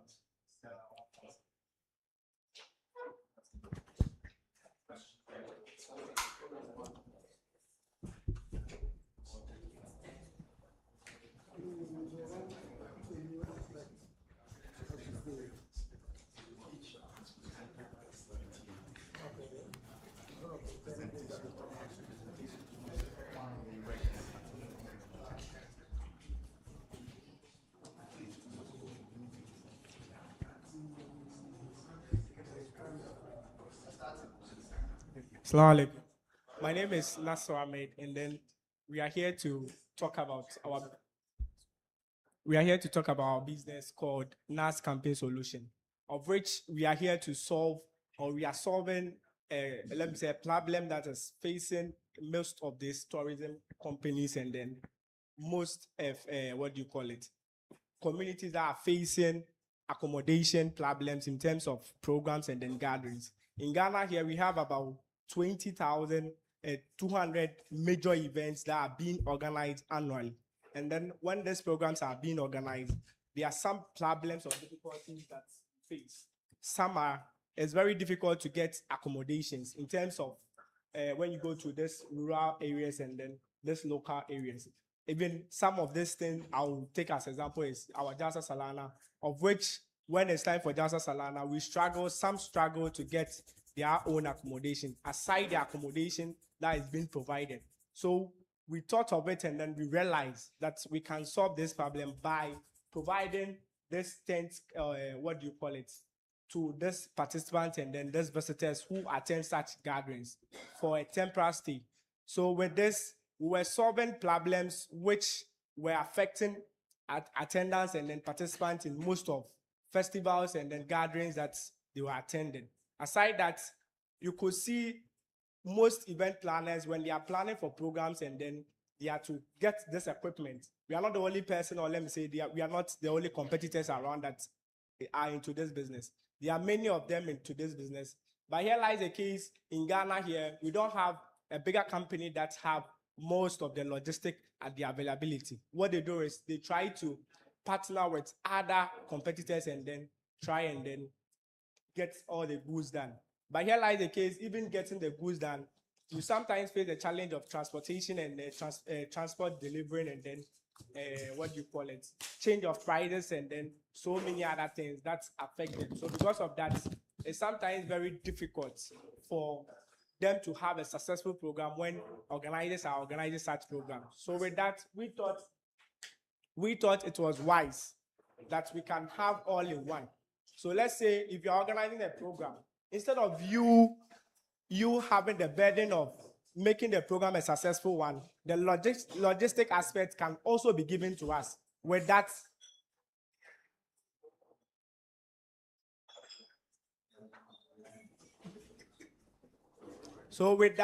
what we do is we take the aspect of getting the equipment and then whatever logistic that you need for your program.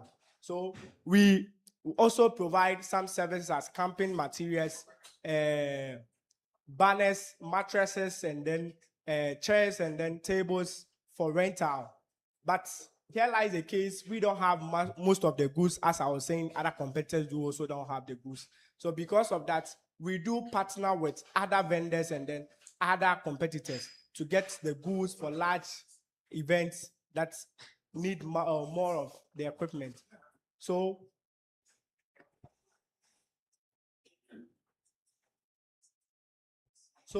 we also have some media and then branding products. That is when maybe you are having your festival and then you want us to capture it for you. We do and then do that and then publish it as well. Aside that, we have event management. That's it. Crowd management, providing ushering, assistance in terms of your program, and then safety management as well, in terms of you having a successful program and then having everything done correctly.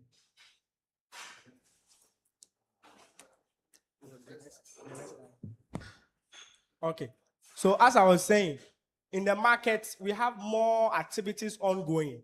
Just like I was saying, about 15 million plus domestic trip annually in Ghana here, especially in Central region.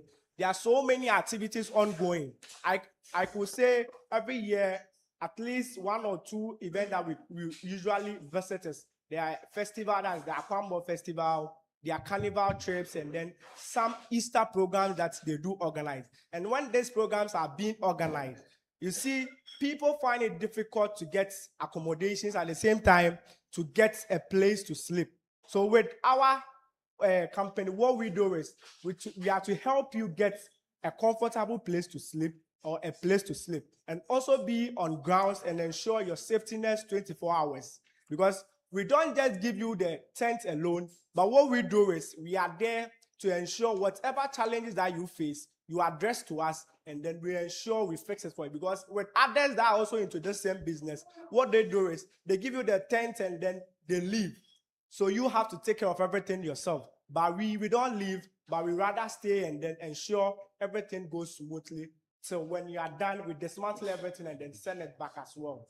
So as I was saying, I said 200 plus major events happening per Ghana here in general, about 200 plus, and then with the event, they are many.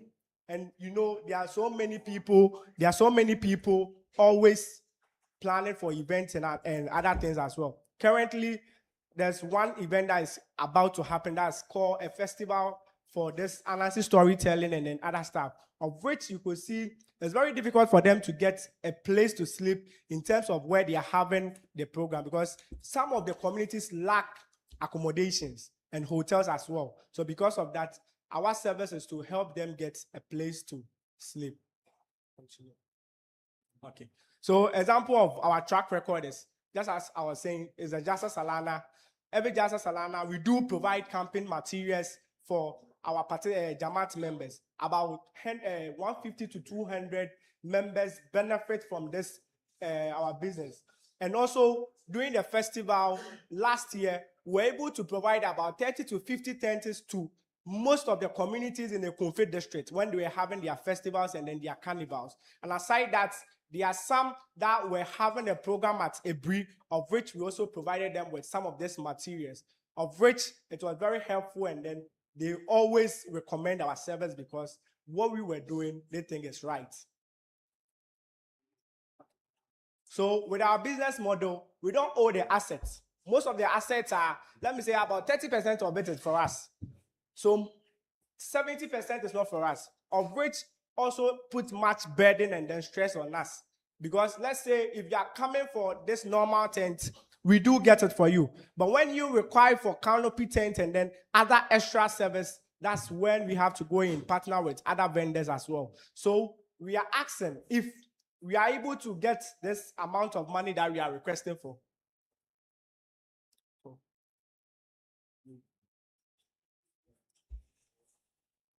Okay, so if we are able to get this amount of money, that's what 150,000. We can be able to maximize our businesses by getting about 20 to 70 plus tents and canopies as well, and then we'll be able to get generators and lights as well to help make our, let me say, our business more easy and then more safer, because sometimes when we go to some communities, it's very difficult for you to get lighting system as well and then other system to even provide electricity to provide light for them in such communities like that. So sometimes what we do is when we have generators, we just fix it and then ensure we get light for them. And then, as I was saying, getting the materials to the ground is also very difficult. So if we are able to get a mini truck or a truck that would help us convey the materials, it's also going to help us have our business smoothly and then successfully. Aside that, we have a little insurance policy that would guide us in terms of any occurrences that would happen whenever we go for such programs or we are being booked for a program, so that the program can be successful. So with this, we are calling if any help can be given to us, and then we will be able to maximize our business from where we are now to where we want to get to. And then I would say, if we are able to get this money, that's what we are projecting to do when we get this money. We are projecting to help about 100 to 700 people plus within the year, because even with JALSA alone, we know how massive it is. About 40,000 participants attending, and then just attending to only 150 to 200 people, and still having more people calling you when your goods are done, and then they are still struggling to get a place to sleep. We think that if they are able to help us, or we are being helped, we can provide about 700 canopies or help about 700 people with these materials, and then they will have a successful JASA as well. And also, we can be able to generate about 420,000 revenue within 2 years if we are being helped. We can provide this or generate this amount of money, and also grow a gross profit of about 55% of it, and then payback period maybe 12 to 8 months. Assalamu Alaikum. Jazakallah. So just if everybody did not catch this, this is a camping solution. It was an innovative thing. I'm not sure if I've seen anything like this before, so good thinking. And you're seeking an investment of 150,000 CDs, which would help propel the growth. You already have established a clientele, and you've done this for 2 years now? 4 years. 4 years, I'm sorry, I missed that. Okay. And for this investment, you think the payback period based on your projections is about 12 to 18 months? Yes, please. Okay, all right. Now, we only have time to take 3 questions, so raise your hands if you have a question, and we will begin. So 1 here, 2, and one last option, going fast. Okay, third one. We'll start with you, sir.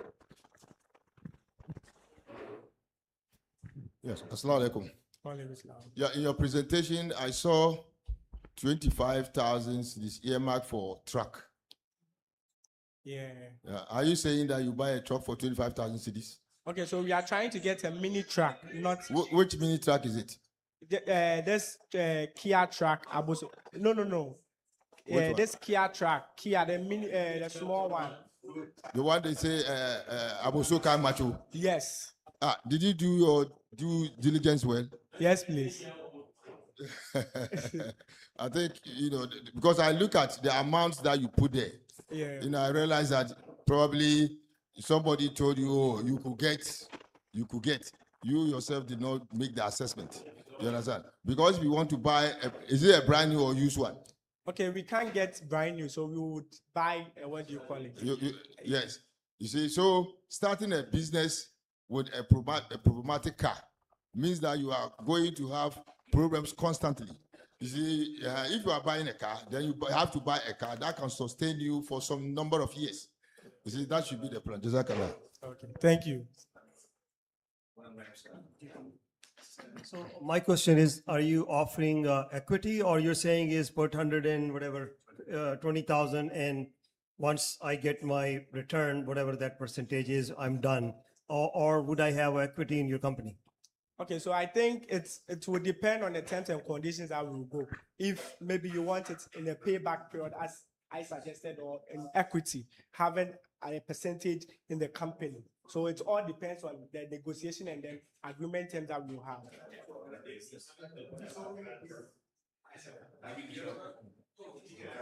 Okay. Okay, thank you very much.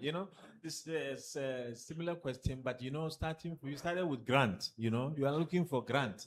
You have to look at how to maximize gains. For example, I like the idea of the many people I know from Jalsa grounds are looking at how do I have a campaign solution that I always bring every year. That means that you just tack it there till another Jalsa. Yeah. So if you have quite a lot, then you share with other like churches and Yes. pro festivals and all that. But that amount you are looking for, to me, is just it doesn't make it look serious. Okay. So try to revise your stuff. Okay. Okay. You are grateful. Yes. Yeah. Jazakumullah. All right. The next is Assalamu Alaikum. Yes, I need your attention here. As part of our applicants, we have some ladies who are part of the pictures, and so 2 of them are here. The first is Hamdia Ampedu. And so because of our Jamaat tradition, we will just give her the opportunity to stand where she is, give her the mic. Her presentation will be done here, and we will all have a look at it. Jazakumullah.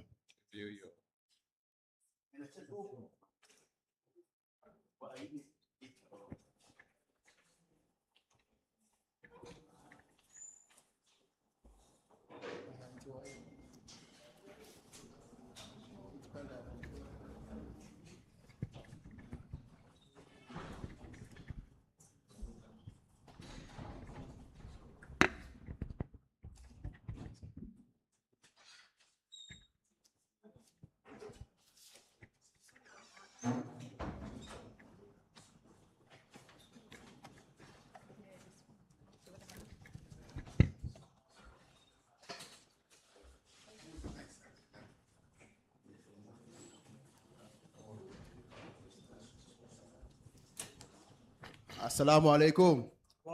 Yes, there are some technical difficulties in getting her presentation on the screen. In the meantime, we will move on to the next presenter. Yes, Owusu Majid. and he will make a presentation for us on therapy.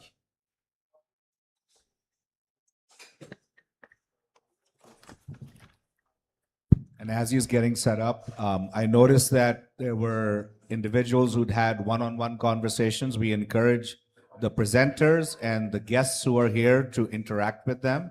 And as we've said before, we'll make sure that at least the delegation that is here from the United States, we will make our contact information available to you so we can perhaps engage in a deeper conversation. Because we recognize we cut things off very quickly, but that's all we could do in the limited time that we had. Jazakallah. Ready? Assalamu Alaikum wa rahmatullahi wa barakatuh. So, as already mentioned by Sadr Saab, my name is Majid Owusu, and I'm a physiotherapist with 2 years of professional experience. I've had the opportunity to do my national service in the northern part of Ghana. I also have some kind of experience through clinical rotations in the Ashanti region, Greater Accra region, and the Eastern region. I have 2 years of post-tertiary education, post-tertiary experience. I attended Kwame Nkrumah University of Science and Technology, having pursued physiotherapy and sports science with physiotherapy as my major. I also have experience in exercise and sports science, and then exercise therapy as my minor. So when it comes to anything that deals with movement and rehabilitation, I do have kind of experience in that. And I believe healing can be done through movement. That's what physiotherapy stands for. That's what we endeavor to achieve. That's what every person who has had any physio-related condition is aiming to get. Now, during my clinical experience, during my national service, during my post-national service experience, I one thing in mind that I'm going to help people whose functional abilities have been limited, whose physical function has been declined as a result of inadequate physiotherapy services. So I developed mobile rehabilitation services. I went around some part of the Northeast region, specifically Nalerugu. So I went to Nyankpanduri, I went to Binduri and some other communities. I provided physiotherapy care to less or underserved communities. In the Northeast part of Ghana, we had just 2 physiotherapists serving the Northeast part of Ghana, which is way less. It means the services of physiotherapy is 10 times underserved, especially in those parts of the country. What are we aiming to achieve? What is the problem and what is the solution? We will get to know as we move on. So why mobile therapy are free? Mobile meaning we will go directly to their homes. You will go to your office. You will come to your house. We will move to you wherever you are. Even in the mosque, we can come and do a rehabilitation service. We will come, move you, and heal you through our movement therapies. So what is the problem? Millions suffer in silence. I'm sure in one way or the other, most of us sitting here, some of you might be having low back pain. Some of you might be having neck pain, serious one, but you don't know who to explain to.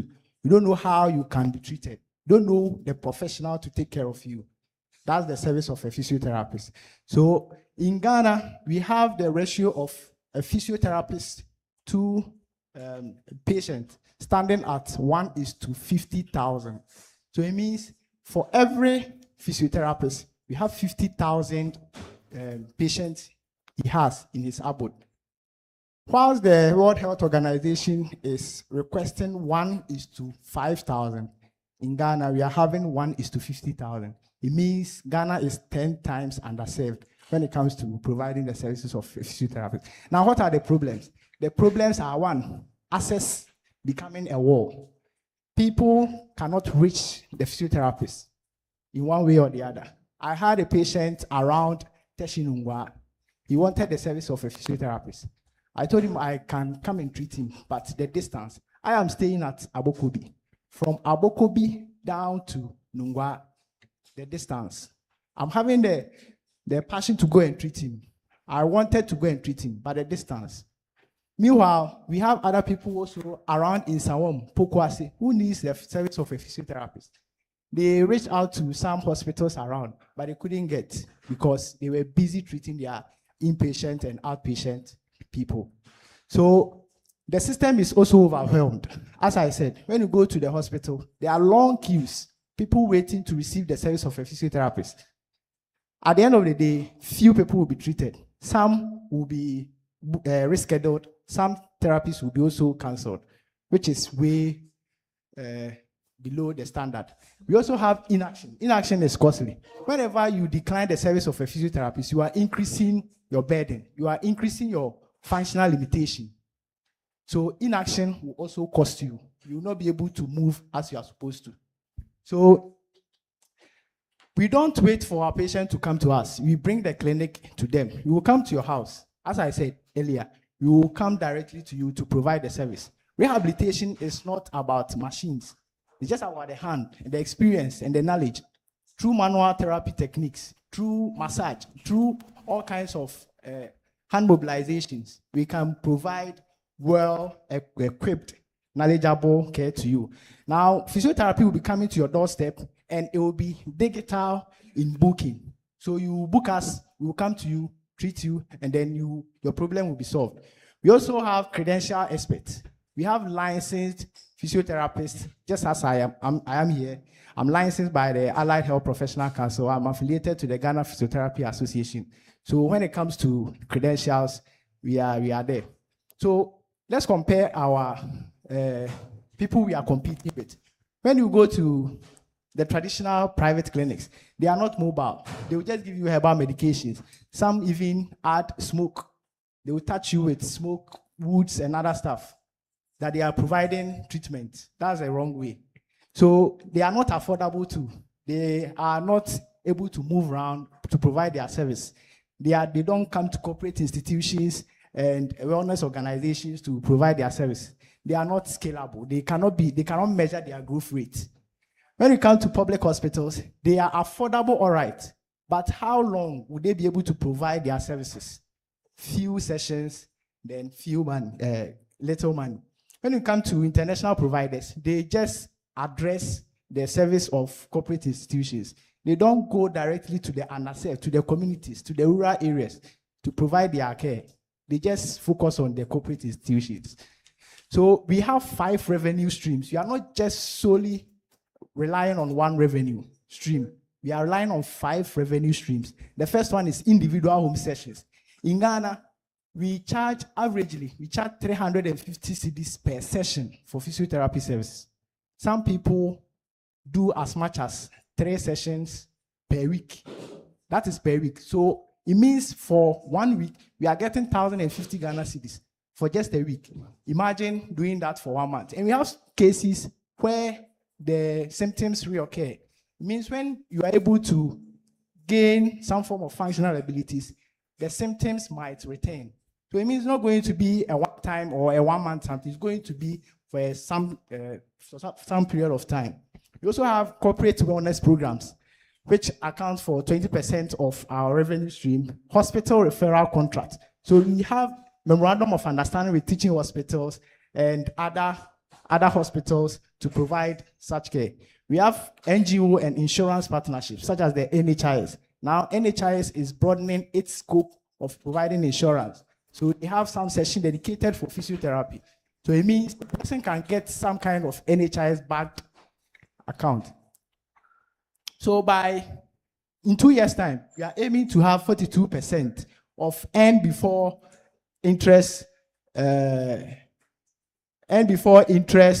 taxes, and depreciation amortization. So by year 3, we are aiming to get 42% of EBITDA, meaning 42% of all revenue will be our profit, direct profit.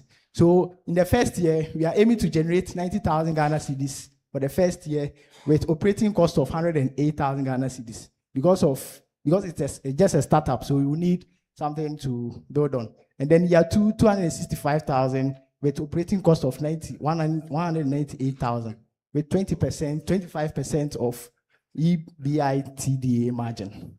And then we are aiming to get 190 sessions per month to break even.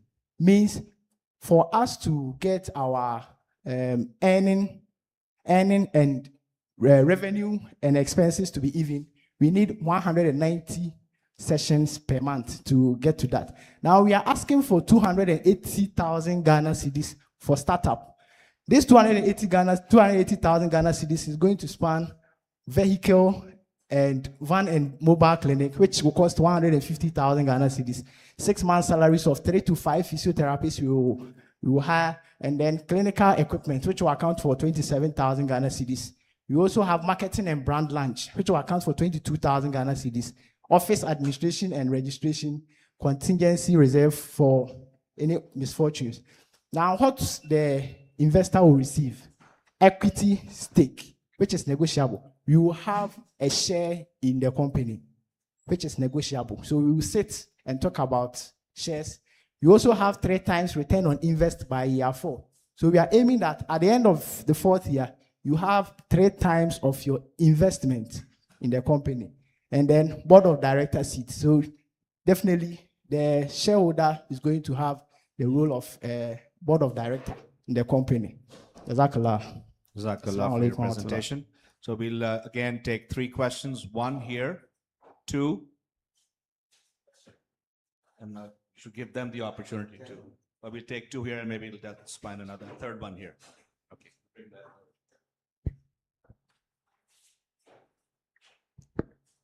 Assalamu Alaikum. Yeah, I think your business model is interesting. But when I see your figures, it doesn't look a bit ambitious to me.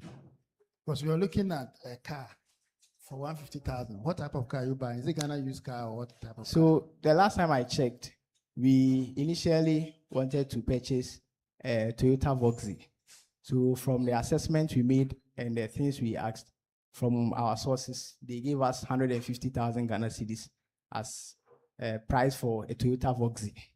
That's the research we did. And then looking at the services you're offering, physiotherapy. Yes, please. And you want to do you want to offer a mobile service. Yes, as please. a Muslim. Yes, Have you factored in the Islamic principles of segregation in terms of offering those services in people's homes? Are we taking care of that? Are you having female physiotherapists as part of your team so that if you are to deliver the services to women, you ensure that those gender principles are strictly adhered to? Okay, so currently we don't have a female as part of our team, but we are aiming to hire a female as we progress forward. All right. Assalamu Alaikum. Alaikum salam. Yes, I just want to know the difference between somebody who is a neuromuscular therapist, and then physiotherapist. Is it the same, or is there any difference? Do you have any idea about somebody being a neuromuscular therapist? Yes, please. So physiotherapist in general, you've undergone a 4-year program. So you've studied all the aspects of physiotherapy. So we have 8 specialties from neurological, musculoskeletal, we have pediatrics, geriatrics, sports, and the women's health. So all these specialties can be specialized as from the master's level. So you can have your master's degree just specifically under the neuromusculoskeletal segment. So you don't have to just do all again. You specialize in one of the 8 specialties. I just want to know that if somebody is a neuromuscular therapist, what is the work? So neuromuscular therapist targets any neurological and musculoskeletal related issues. So any condition that has to do with the neurological system. So you can have stroke, you can have Parkinson's disease, Alzheimer's disease, which affect the brain. So the neuromuscular therapist functions in providing physiotherapy care to people who are having neurological and musculoskeletal related issues. So neuro and then musculoskeletal or neuromuscular. That's the combination of the 2. So does it mean that are you capable of doing that? Yes, please. Currently, I treat quite a number of stroke patients. I also treat musculoskeletal related issues as well. Yes, thank you very much. In your presentation, when you were talking about the problem, you mentioned that the population is underserved because you have less physiotherapists to the population, right? So essentially, there isn't enough, how do you call it, people doing what you do. I'm interested in your price point because at 350, and you're mentioning regular times a week, 3 times a week, it means that you are just targeting the high-end market. So this does not give us a solution to the problem that you identified, because I'm wondering if the ordinary civil servant who is receiving, I don't know, 3,000, 5,000 can afford that kind of service that you are. So what is the bigger picture to making this affordable to the vast population, which then increases your market opportunity? Jazakallah for the question. So we are 350 because this is just a startup. If we gain the foundation and the grounds, we'll be able to bring our price down and serve the rural areas. Right now, we can't just go to the rural areas and charge less than 350 Ghana cedis.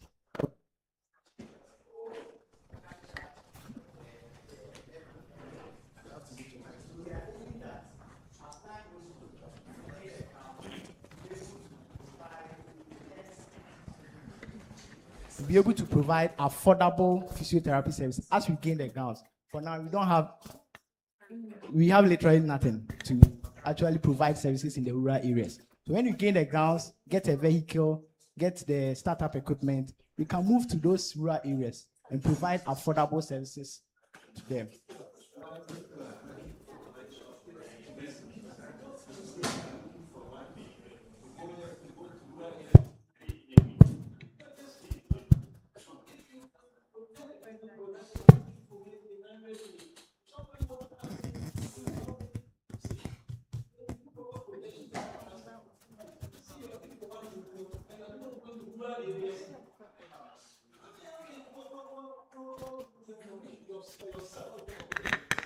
Yes.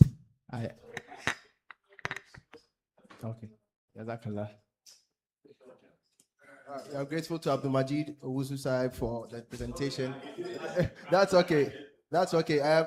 I see how enthusiastic we all are, and I know that if we had the opportunity to share our thoughts, we'll be able to do a lot of it. But we have the time constraint. There are 3 more presenters, and so my recommendation, respectfully, would be that these young men and women have poured their hearts out. They are here for mentorship, for coaching. So I'll request that anyone who has anything further to inform them about, respectfully, they will come to you and you can share your thoughts to them. Jazakumullah. So on that note, we will humbly call on Hamdia Ampedu Sahiba to make her presentation. Hamdia, let's go.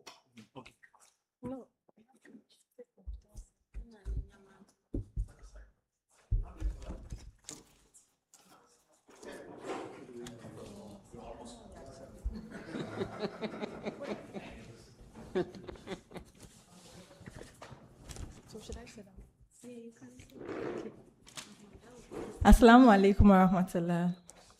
Alaikum salam wa rahmatullah. My name is Hamida Adomayampadu from Hami Foods. And in our business, we process dates into various products. Our vision is to become West Africa's most trusted brand for natural, zero-waste, date-derived food products. And our mission now is to make natural sweetness accessible to every Ghanaian household by transforming the dates into premium, hygienically processed, preservative-free products without generating any waste. So our values are health first. We are replacing refined sugar with natural sweetener. And then zero waste. Nothing goes into waste in our business. And we are proudly Ghanaian. So the problem we identified was that there's a growing health concern and people are moving more towards natural products. But refined sugar remains the default sweetener in most homes. So we are giving customers or consumers better option by giving them a natural sweetener. And also dates, he can show the dates to you. The way dates are sold on a Ghanaian market. Please, can you show it? My items are... So the way it is, you cannot use it to sweeten your milk, even though it is a natural sweetener, rich in iron, potassium, fiber, and natural sugars. So we are processing it into a convenient way for you so that you can use it to sweeten your foods. And for products that you have to generate chaff, mostly the chaff is discarded. But in our business, we process the chaff into powder to be used as a fiber source for other foods. And also, the seeds are also processed into day seed coffee. We don't throw anything away in our business. So for our solution, we are using one raw material to generate 5 different products. So we have date syrup. It's like honey, so people call it date honey, even though there is no honey added and there is no sugar added. We also have date powder for those who are diabetic or people who want high fiber sweetness. And also ready to eat dates. The way the dates are sold on the market, when you buy them, you have to take them home, clean them, cut it open, and then remove the seed before you chew. But we've made it more convenient for you by going through all that process for you. So we have dehydrated dates, which is already pitted. So once you open it, you just begin chewing without any processing. And also we have date seed coffee. The dates can be processed into caffeine-free coffee alternatives. So for those of us who want to consume coffee but are worried about the high caffeine levels, this is a better option for you. And then the fiber, as I said, we don't throw it away. We process it into powder. So there's a growing trend. Globally, the natural sweetener market is expected to, by 2028, have a CAR of 5.8. And in Ghana, 67% of adults have diet-related conditions like diabetes, obesity, so they are more concerned about what they consume. Okay. So our target consumers are health-conscious families and pregnant women. A nickname for date is pregnancy food because it has a lot of nutrients for both the baby and the pregnant mother. So one of our target markets is pregnant, and target customers are pregnant women. And also bakeries who are looking for sugar-free sweetness for their product. And also gym and catering institutions. It's a high-energy producing food, so it's also good for them. And at Hami Foods, what makes us stand out is the fact that we don't produce any waste in our business. And also, it's a sugar-free, preservative-free, no artificial additives, yes, in our products. And also, the sustainability strategy that we have, the fact that we are not processing, throwing anything away, everything earns money. And also, I studied food process engineering from University of Ghana, so I am applying all the relevant skills and knowledge into the business. And so far, we have been able to sell only 102 bottles due to low production. And despite that, we've won award, CSR Food Safety Innovation Award in 2022. And also, I've registered as a client of Ghana Enterprise Agency. I participated in Access Bank Womenpreneur Bootcamp, a lot of things. Okay. So currently, we produce only 2.8 liters a week of the date syrup, which is woefully inadequate. And we are hoping that in about 6 months' time, we'll be able to increase our monthly output to 600 liters with improved and more efficient processing equipment. Okay. So with our dry dates too, our dry date snack, that one too, we produce only once in a month because of the low processing equipment as I spoke about. But we are also expecting to be able to process within 3 months, 2 times a week and generate higher revenue. So, hey, we're free. I shall move on to the next one. So with financial support, we are expecting to increase our monthly revenue of 2,200 cedis only to about, within 3 to 6 months, 120,000. So we are requesting for some equipment. The pitting process is difficult and it's done manually, so it takes a lot of time. So we need a pitting. Pitting means removal of the seeds from the dates, and then presser, dehydrator, and also some raw materials. And the team, I'm not alone. I studied food process engineering, and I have someone who has a finance and accounting background who also complements. And the growth is going to be steady, as shown in the graph. So now 2,720 within, after 3 months, we are expecting to increase our revenue to 66,500. And yes, as it goes. So by the time we reach. You have 2 more minutes. Okay. So let me just go ahead. So the impact we are going to get is that the public health impact. So every bottle that we sell is going to replace refined sugar in Ghanaian home. And also it's a woman-led business, so women empowerment. And it's an innovative model that can be replicated in other African countries or other dates processing countries. And it also, we have total commodity utilization, meaning we use every part of the raw material. We don't discard anything. And also it's going to enhance our job creation and skills development. So Hami Foods is not just a concept. It's a proven product with over 200 plus validated customers. And our tagline is healthier alternatives, mindful ingredients. Thank you. All right, Jazakallah. So, 3 questions. 90. 1, 2, third person, 3. All right, we'll move first. Okay, thank you very much. I just wanted to find out whether you.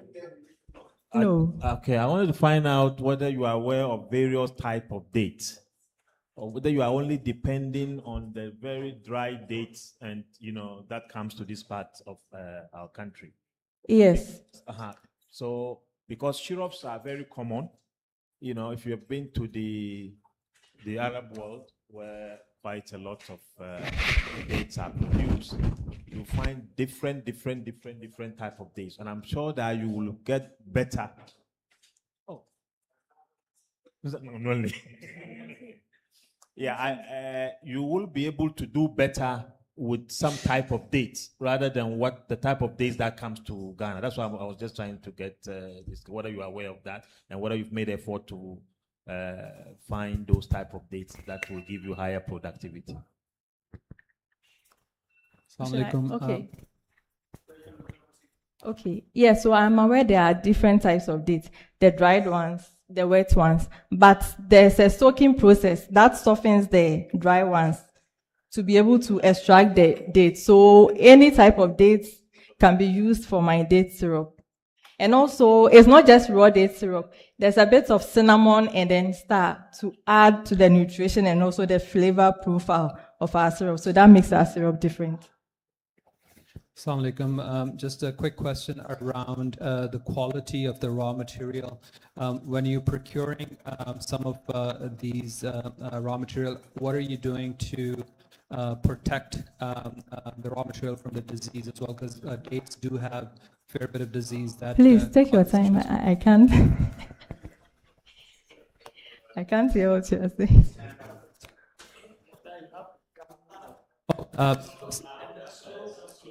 Okay.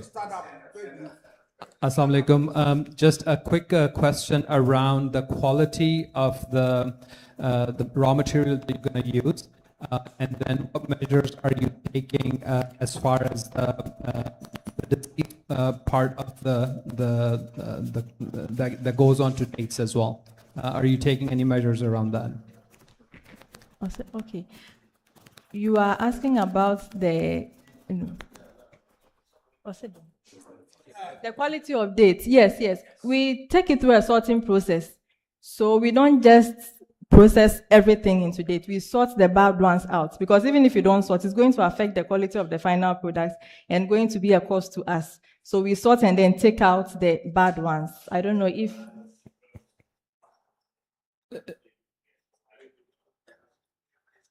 So there's fungus that goes on to dried dates. So what measures are you taking to remove that? We cut the dates open. We cut. Okay.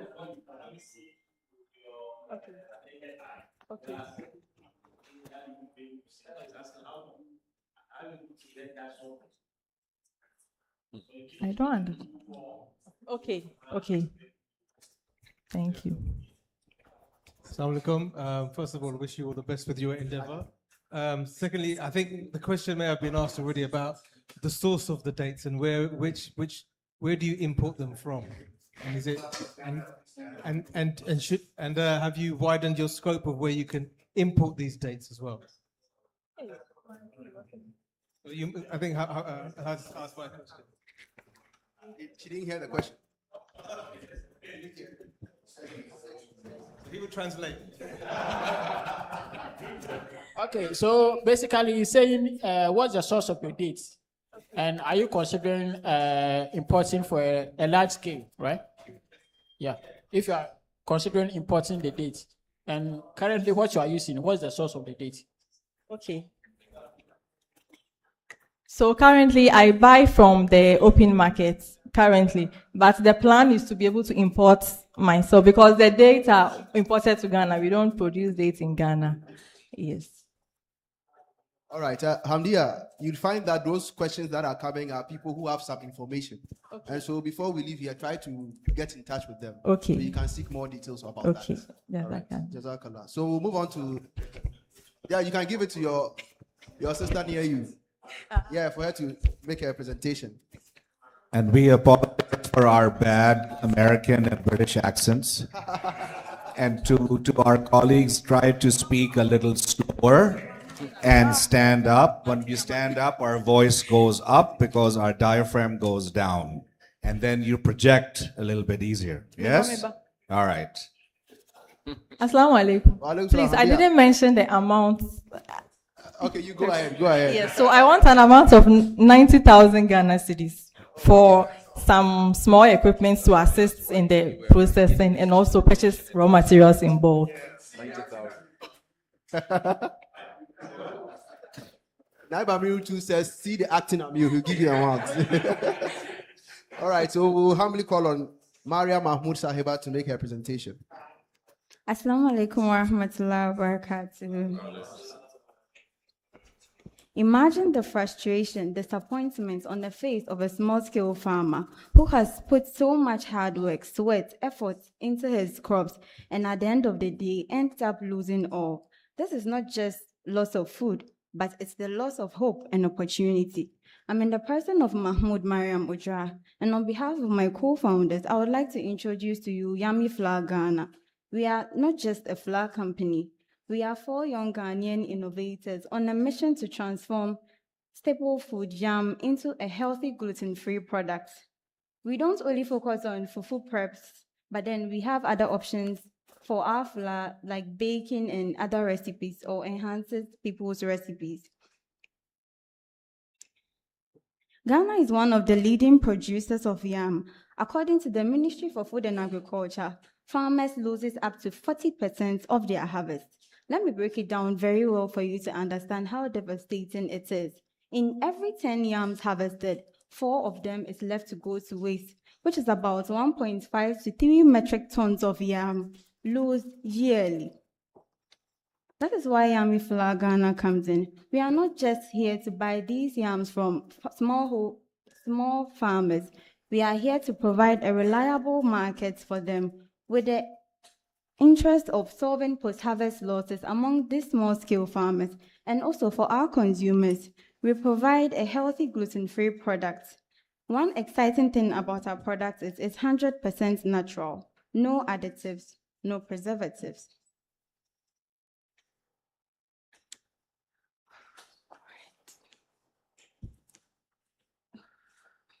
In processing, we wash, peel, and dry these yams and also mill them into fine powder and package them into small packets or into small pouches. A level 400 student for Doctor of Medical Laboratory Science. So when it comes to formulation and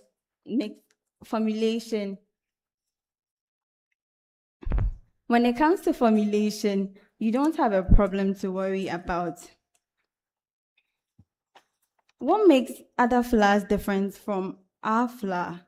Our product is rich in dietary fiber, contains vitamin B and supports digestion, and also it's a healthy gluten-free product. We've realized that Ghanaians are, or a lot of people are very conscious about their health. So we are here to produce a healthy gluten-free product for our consumers. And it has low glycemic index, which means it's a substitute for diabetic patients and also patients with celiac diseases.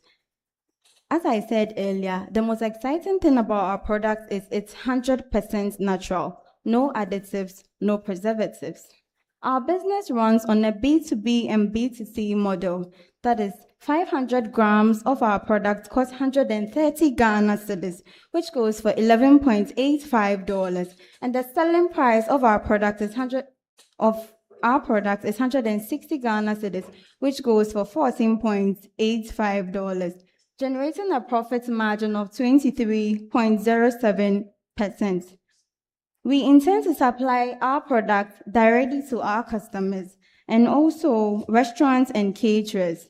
And in the coming years to come, we plan to partner with supermarkets and local shops to encourage them and sell our products to our consumers. And also, everybody here is a potential customer. We sell directly to our customers.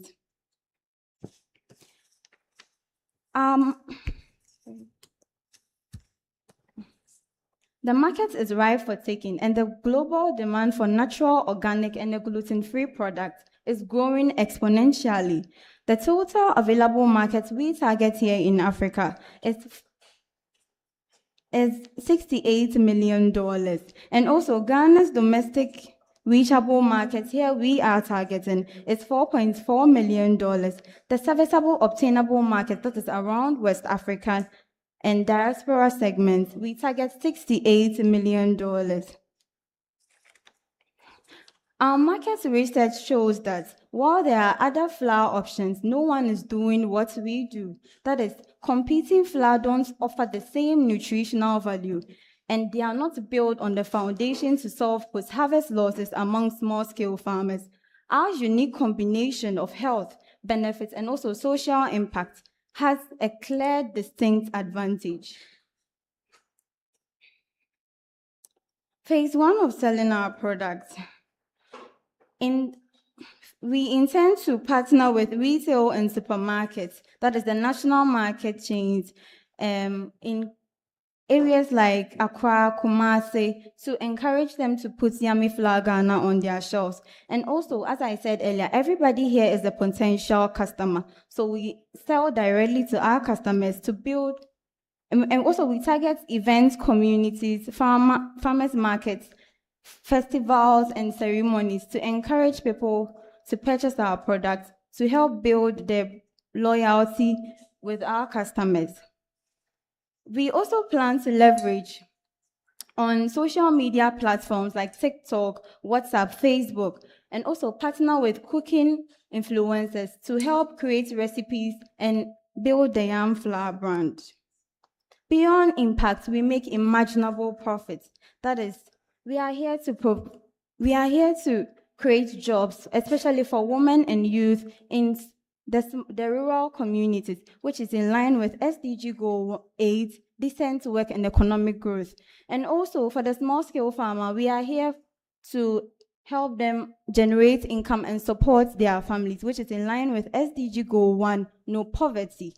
And the last one, which reducing waste and then promoting sustainable farming, which is in line with SDG Goal 13. Why are we here in the first place? We are here to partner with our investors and ask for 100,000 Ghana cedis. This 100,000 Ghana cedis, we plan to use 40% of the money to purchase the necessary equipment and materials needed for production, and also 20% to source our raw materials directly from small-scale farmers and start production. 20% for branding and marketing, that is package designing, digital campaigns, trade events, etc. And the 10% for product development, lab testing, nutritional profiling, recipe innovation. That goes for 10%. And the other 10% is for working capital and operations. As I said earlier, I'm in the person of Mahmoud Mariam Ujra, and I represent Yami Flour Ghana. Yam Flour Ghana is more than just a business. It is a promise to our farmers, to our customers, and to our Ghana. Imagine a world where no yam goes to waste, a world where small-scale farmers would be able to generate income, a world where post-harvest losses would be reduced to nearly zero. Join us in building this brand. Thank you so much for your time. Assalamu Alaikum wa rahmatullahi wa barakatuh.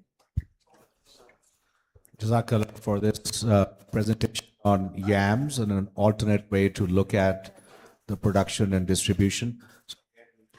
For 3 questions, if you can raise your hand, who has a question for this?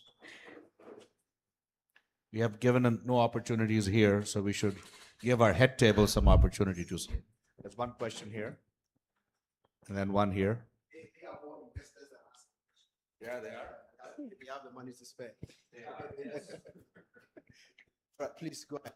Yeah, Assalamu Alaikum. Walaikum salam. I think it's a great idea, and what I've seen, not just for the local market, if you are able to maintain the quality for export, there certainly is opportunity for this product as well, especially in some of our naturopath stores in North America.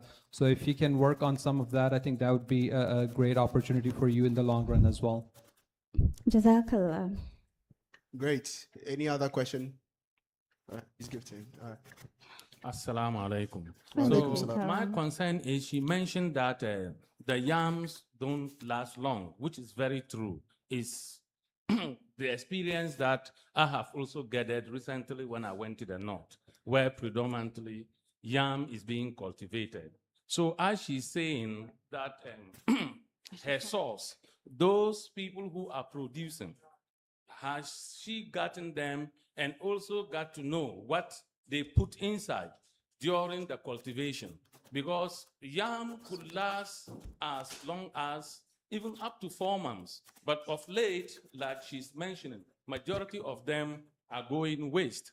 They are going waste because the farmers now are using chemicals that are not good. And that's why the yam is going bad.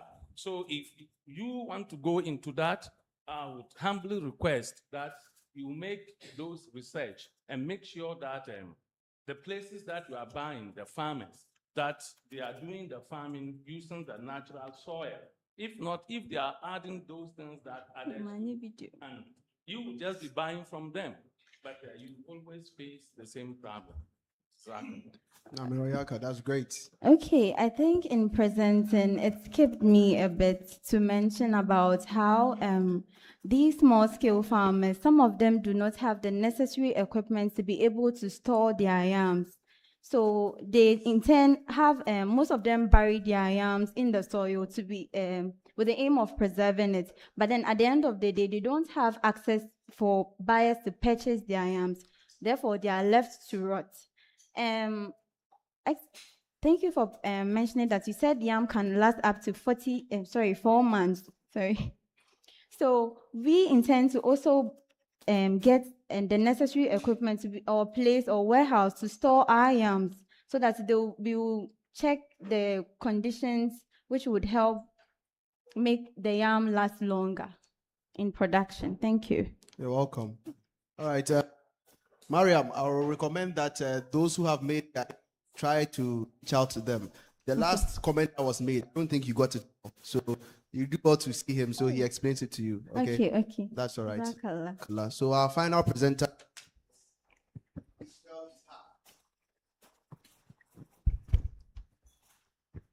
Assalamu alaikum wa rahmatullahi wa barakatuhu. My name is Ismail Tuhisong Isahak, a student of law at the University of Ghana, Legon. All right. One hot afternoon, when I was studying my first degree at the University of Education, Winneba, I awaited a monthly allowance from my brother, which never turned up. 2 weeks beyond the month, I started getting hungry, and Gary was what I could depend on. Then I asked myself as a young man, what can I do so that in the event where I await a call from home or I await a Momo alert from home and it doesn't come, what can I do to survive the 4 years in the harsh weather of Winneba Central Region, where we usually have our annual Istima. An idea came in mind that backdated in history. There stood a gentleman named Kwame Nkrumah.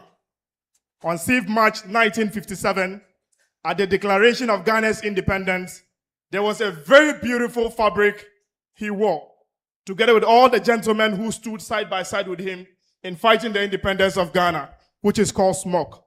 Many call it badakari, others call it fugu, however you describe it. 2 months ago, the current president of the Republic of Ghana, His Excellency John Dramani Mahama, found himself on a diplomatic mission in Zambia, to which, post his visit in Zambia, some activists on social media described the great smoke that stood the test of time in Africa as a blouse. Ghanaians didn't take it lightly. They went back to social media and made the whole of Africa and the world at large understand that this, when it comes to Africa and when we come to talking about fabric, this, among many others, is one of the best you can ever find. If you come to Ghana, we have two main traditional fabrics, the kente and the smock. But for the past 2 months, this is the talk of town. This is the main subject of conversation. So 3 years ago, I started a smock business on a small scale. I started selling to student leaders, lecturers, to mention but a few. I targeted that each year when students are graduating out of school, they look forward to give a timeless piece to lecturers they like. A piece that 10 years later, 15 years later, that lecturer can still go back into the wardrobe and say that this was gifted to me by the 2015 batch. I started selling smokes. I'm from the hinterlands, to be precise, Wa Upper West region of Ghana, the heart of smoke, where it is worked on from scratch until completion. The weaving of the fabric through to putting it into complete smokes for men wear, for ladies wear, into bags, into slippers, and complete wedding gown, to which you are going to see in the pictures I'll be displaying for you. It is something I've been doing. But ever since the market skyrocketed, ever since positivity came into the smoke business, I have been wondering, who will I run to? Who will I discuss this vision with, that the person can see what I'm seeing, so that we can put this on a large scale? So that when it comes to Ghana, domestically, I'll be one of the largest suppliers in the country. Who will I run to that can bring business ideologies that we can go beyond the boundaries of Ghana? Thousands are these smokes that were being sold beyond the boundaries of Ghana, but none was I able to sell. Within the space of 2 months that the president brought market to smoke, I have been able to sell 95 pieces of smoke. At each sale, I was making 100 Ghana cedis per smoke. It is something that I believe that if I get the right person who gets to see the vision I wishes to see it, then it is something that will go far. That is myself in my smoke 2 years ago. On every political platform, it has become a conversation. Beyond the suits, beyond the kaftans, is a smoke. Here in the picture is the foreign minister of Ghana. Anytime he leaves the shores of Ghana, you will not find him wearing anything aside smoke. He is here as well. Here is also the deputy agricultural minister. So it is something I believe that it is a nice venture. I want to take this opportunity that you investing in smoke is not just for the income. You are giving some poor boy in the hinterlands, the Upper West region of Ghana, the opportunity to work.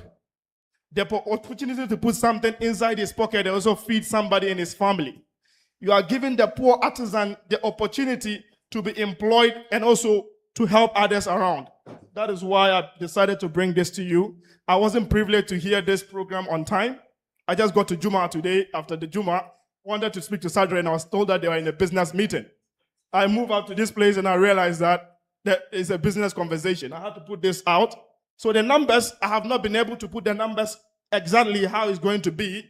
But if I get somebody who sees into my vision, it is something I'm welcoming to sit on a round table and have this conversation. I have a piece here, which I'll gladly give to Sadr to give to one of our distinguished guests as Sadaka. Inshallah, maybe Allah will open window in the coming days. Oh, sorry. The word didn't come. A gift. Sorry. Jazakallah. So this is a 3XL smoke, woven with thread and needle from scratch, completely. Sorry, handmade from beginning to the end. Yes. And my brother too is here, Sharif. That is him in smoke as well. This is also using the fabric to make bags. All manner. We do all of these things at our end. We also have the former Second Lady of the Republic of Ghana, completely dressed in the smoke fabric. You order for the fabric the way you want it, and you can sew it into however you want to bring it out. So basically, that is it. I wanted to bring this to your attention, and inshallah, if I get the opportunity, then thank you. Jazakallah. All right. Assalamu alaikum wa rahmatullahi wa barakatuhu. So to add to what the brother said, is very, very true. And this, I had this advice from Hazrat Khalifatul Masih.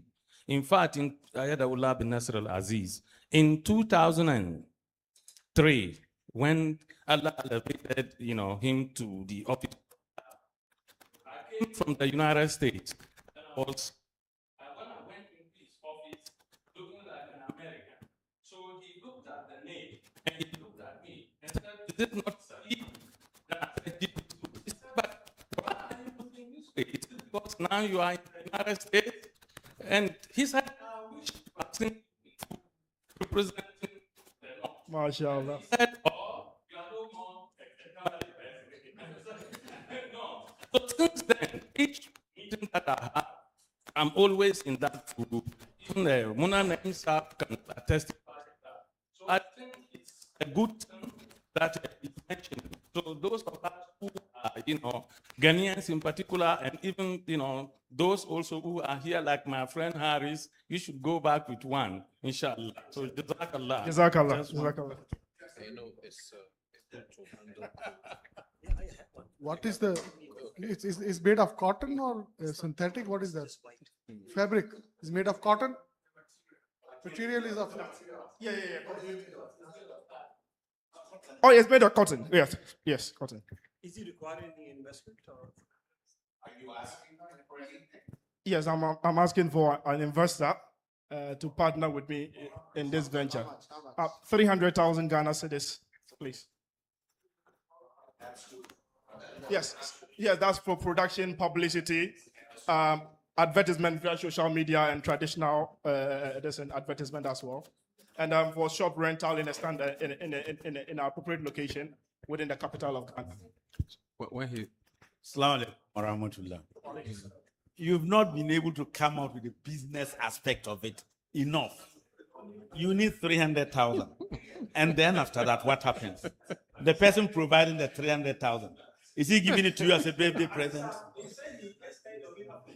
I just heard of it after Juma, so I wasn't able to.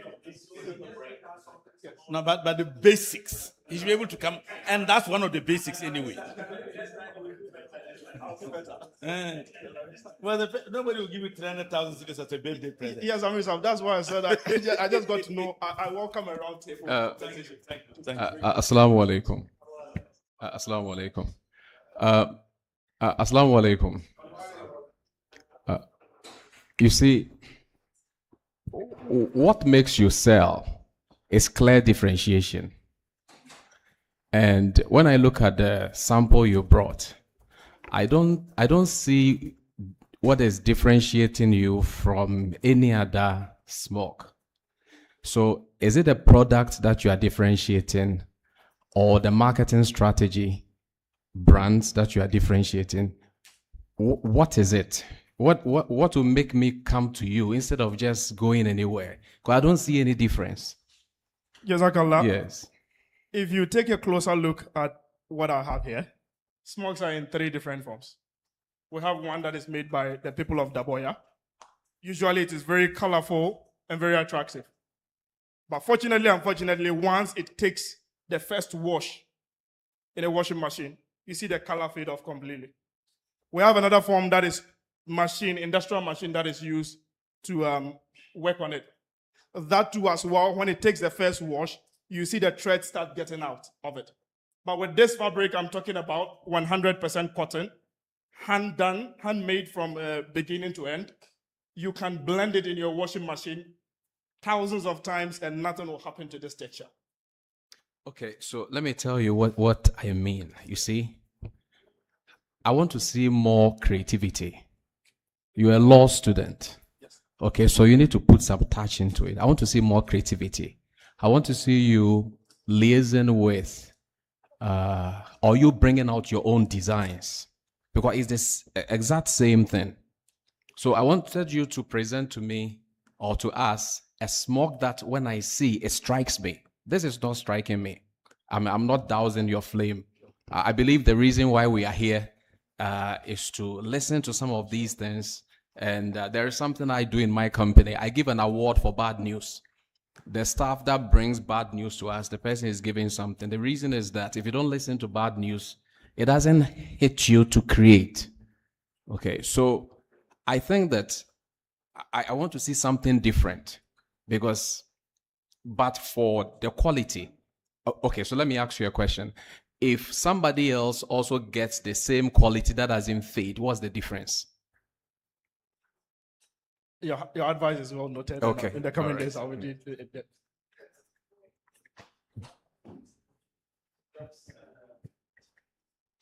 Thank you. I mean, thank you. As you've said, you've taken notes of that, so you will do something different. At the beginning of your presentation, you brought about some marketing differentiation. You try to say, okay, you want to talk to UCC students. You want to talk to all students graduating and say, oh, can I supply you smoke so that you give to your teachers, your lecturers? It's the same smoke. Any lady here can go and also engage those who saw it in Wa or any part of the Upper West region, and there won't be any difference. It is how you choose to market yours. Because I thought when you brought the photos of the ministers, you supplied them. This is what I wanted to hear from you, but that is not what it means. You only showed us the fact that they wear smoke, and we all know they wear smoke. How do you get it to them so that they will prefer taking from you? You get a point? Okay. I actually supply for 4 ministers, including the current minority leader of parliament. That is Afenya Markins. So, I could not get his picture. Come again. No, please, but I supply the fabrics, exact same fabrics as well. All right. Kumula. That we take it on him.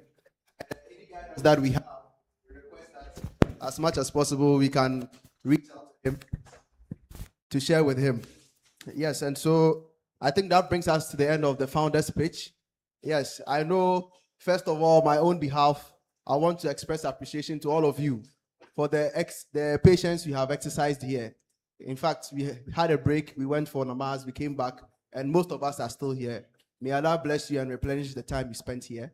Also, I want to alert all of us that this program that was organized within short notice is a prelude to a program we are hoping to carry out next month.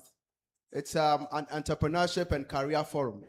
You'd find that, like I said, this is the first of its kind in our Jamaat here in Ghana.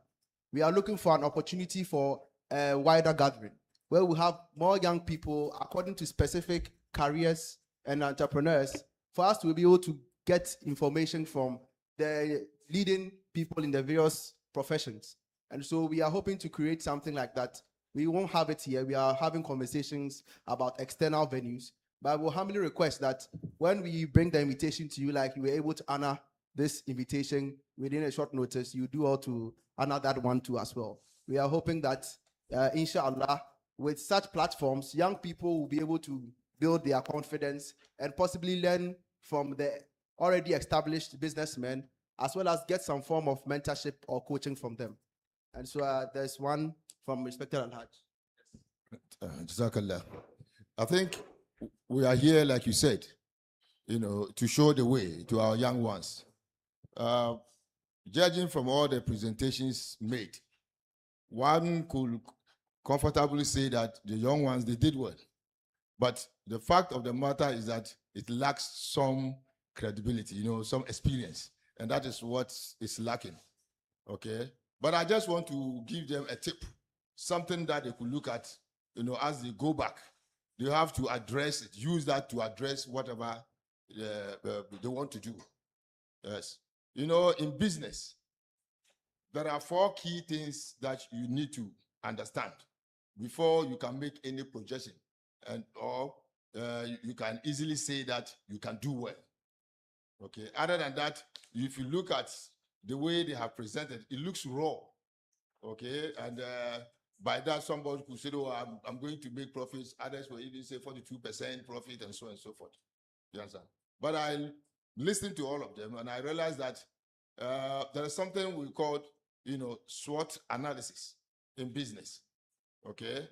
It's SWOT.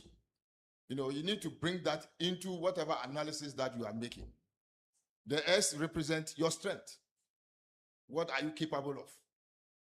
You see, and the W is your weakness. Everybody has a weakness, and you need to accept your weakness.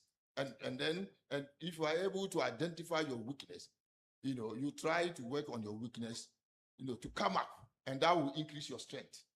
You see, and then they all represent opportunities.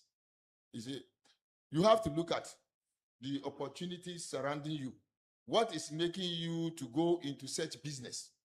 There are many businesses. Somebody can do just selling pure water on the street and still make a lot of money out of it. Okay, so what you are trying, to portray, what is making it different? So you need to identify the opportunities very well. And of course, in every business or every situation, God is the ultimate, and definitely there will be threats. You see, you don't project a business thinking that it will be smoothie all the time.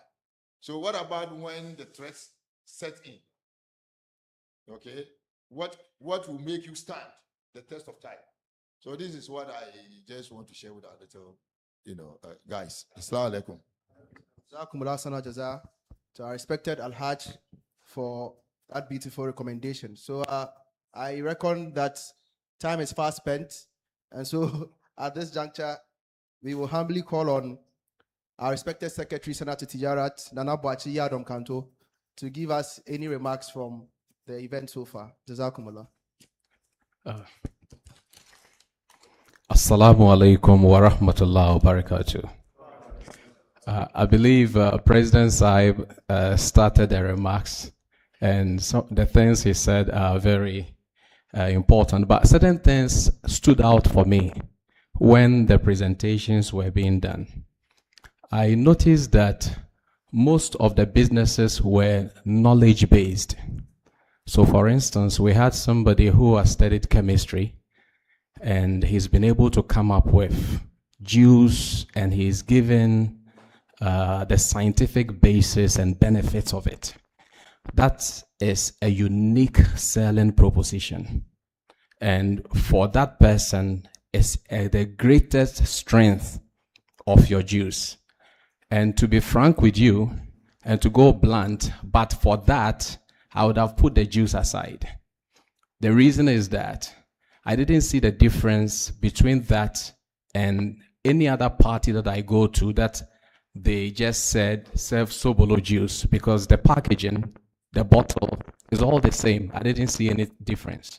But those analysis that he did and the shared demonstration of understanding, that is the selling point. And that is where you need to bring up, that should be your brand, and the rest will be packaging. So the other thing is that, just like it's been mentioned, I realized that ambition is low in the presentation. The ambition was low. It's like you are afraid of money. You see, you're afraid of it. You don't have to be afraid of it. You have to think, you think big, but you act small so that you reduce your risk. But the thinking has to be very big. And in fact, if your thinking is not scaring you enough, then it's not big. It has to make you yourself feel afraid.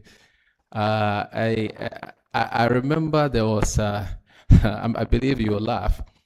I've ever made a call and asking of the prices of private jet before. And that doesn't mean I can buy it. I'm just trying to shame poverty. To shame poverty. That means I can ask about private jet. So it's like that. You need to think really, your ambition has to be big, because if you're asking for the star and you get the moon, you'll be bigger than the one looking for the cloud. Okay? So you need to really think big. I also notice packaging. Branding is very simple.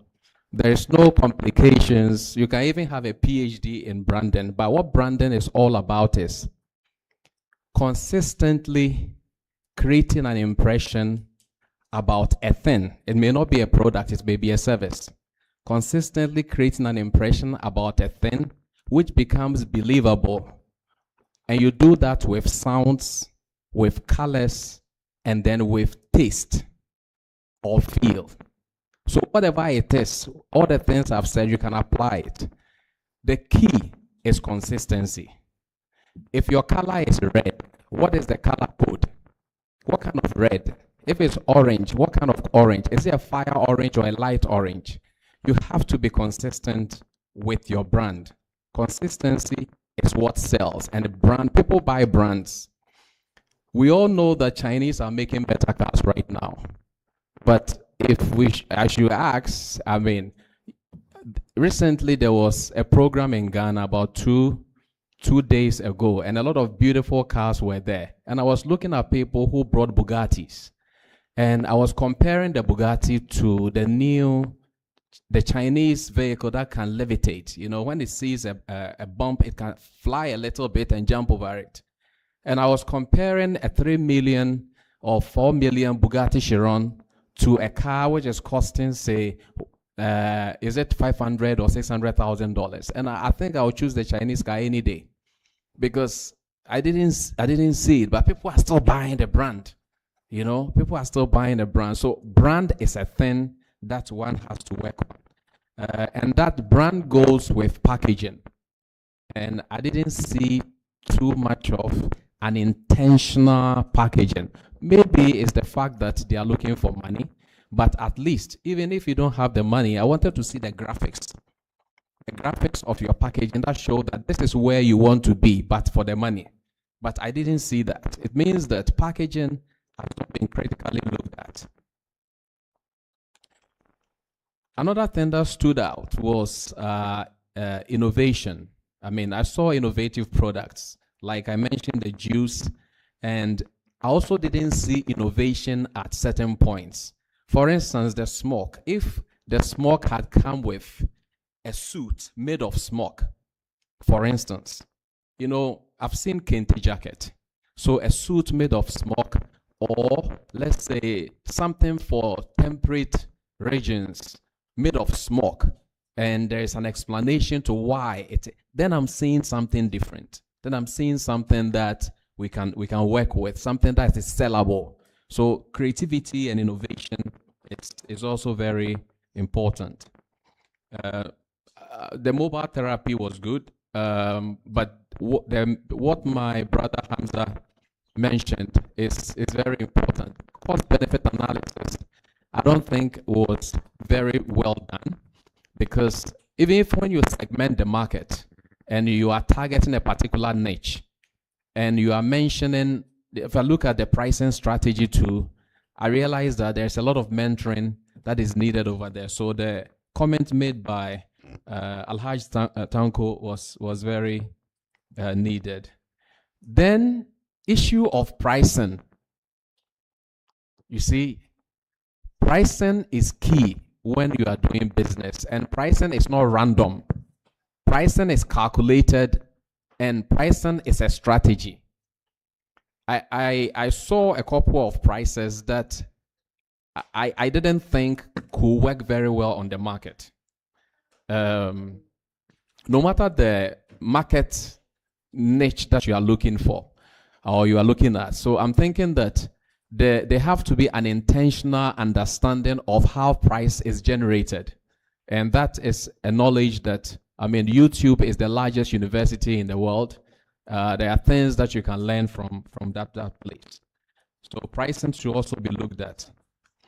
I also plead with certifications. Some of them have done certification, regularizing the documentations around your products, regularizing the documentations around your business.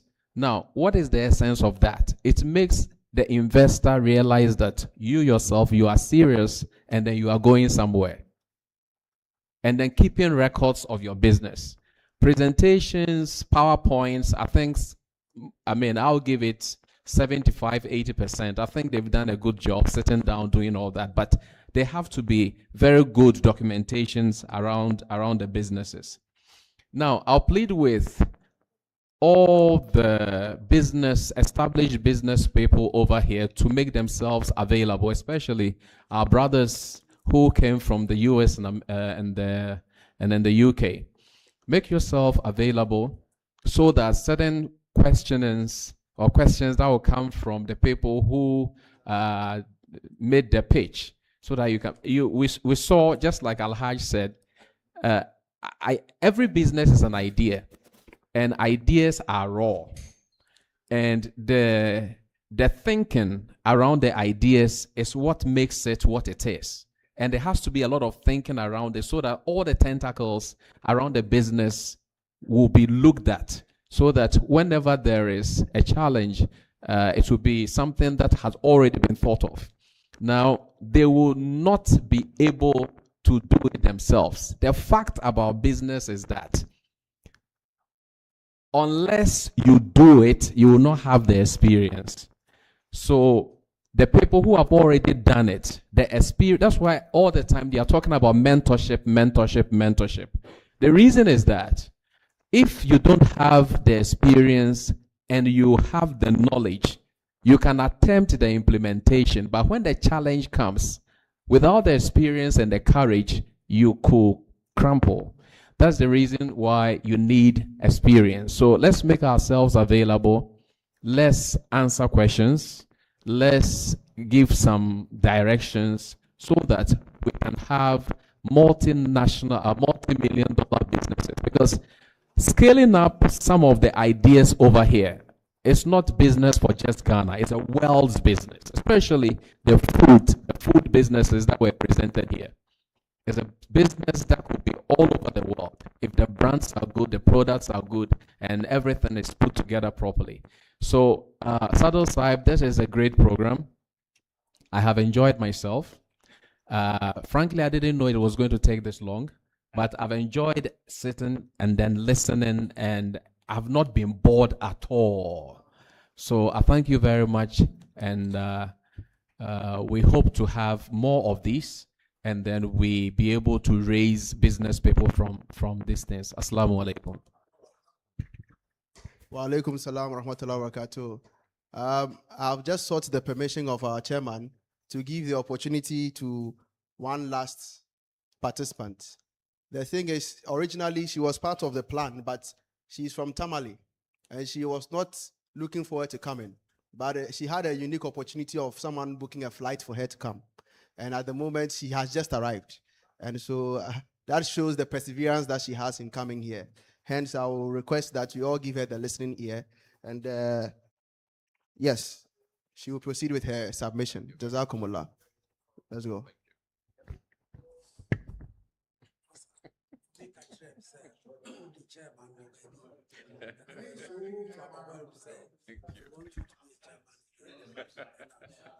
I've seen that. Thank you. Congratulations. Thank you very much.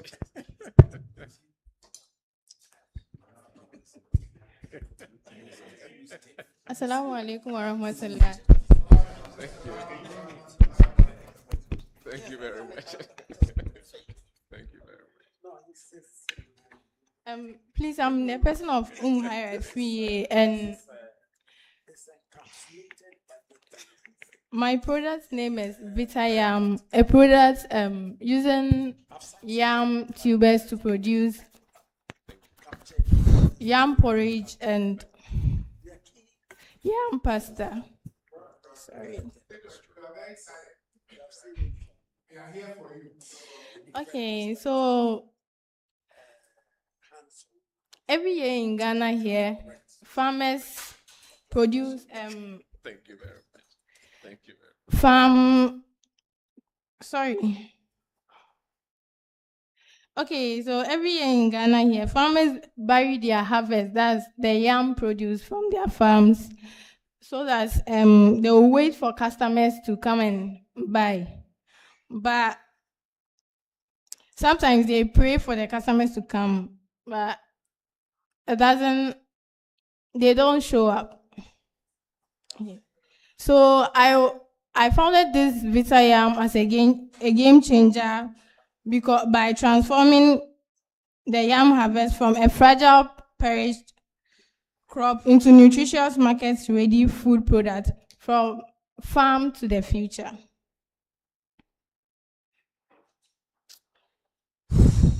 So across Ghana, 30 to 50% of yam harvest is lost to post-harvest waste.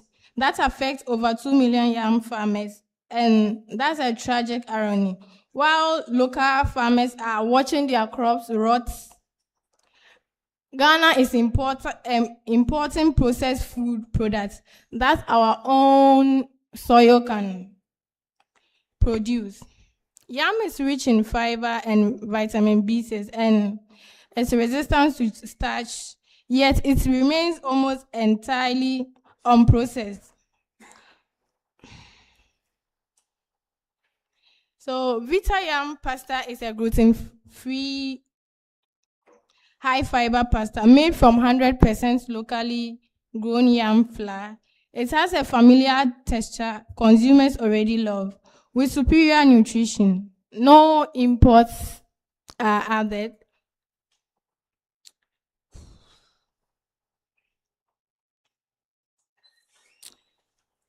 And the Vita Yam porridge mix is prepared porridge blended with powdered milk, designed for busy urban families and school feeding program. Nutritious, affordable, and ready in minutes. Both products extend yam's shelf life, turning a crop that rots in weeks into product that lasts on shelf for months.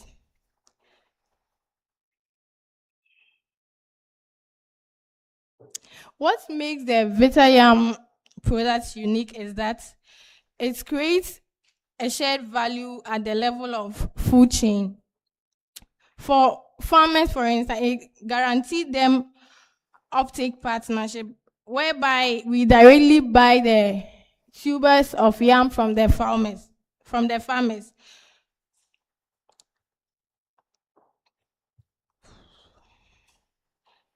And it offers nutritious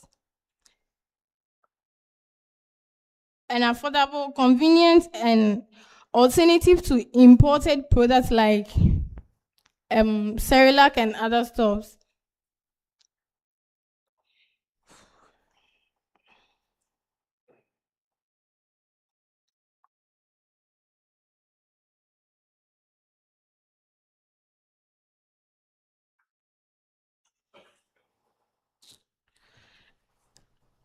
And the advantage of this Vita Yam product is no one else is doing it in Ghana from the research I made.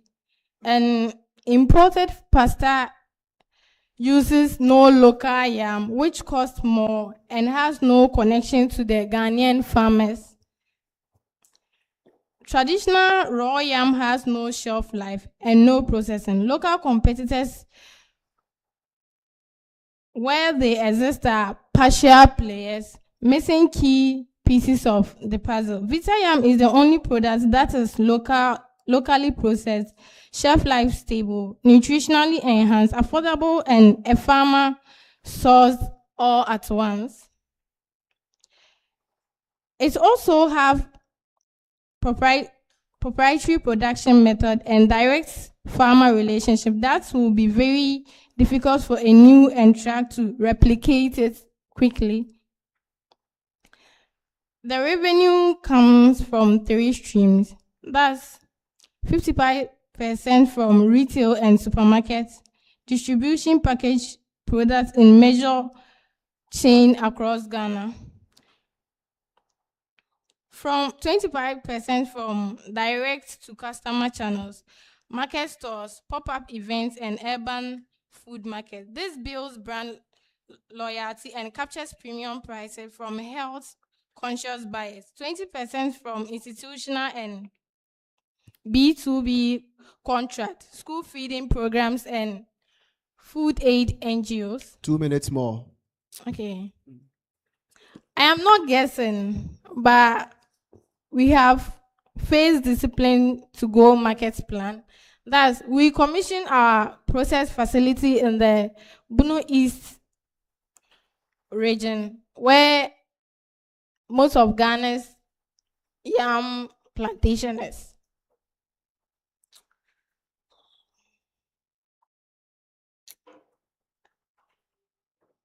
We are raising funds. We are raising 5,000.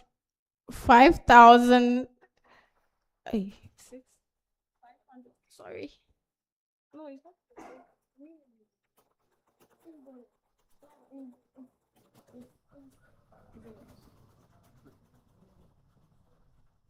Okay, we are raising 500,000 in a seed round. We are open in an equity plus grant hybrid structure. Here is how the capital will be deployed. 40% on machinery and equipment, the production backbone, 20% on raw materials to build inventory, 20% on branding and marketing to establish our customer presence, and 10% on working capital, 10% on continued production development. Our financial targets breaking by 18 months, a gross margin of 38% and 7.8 million in 5-year revenue. This is a lean capital efficient model.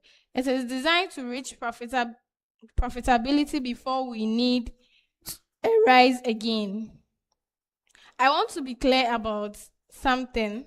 Vitayam is not just a food company. By year 3, we will have supported 500 plus farmers, reduced post-harvest loss by 70%, and fed 50,000 plus consumers with nutritious meals, and created 80 plus local jobs. We are aligned with 5 UN Sustainable Development Goals: no poverty, zero hunger, good health, decent work, and responsible consumption. For impact,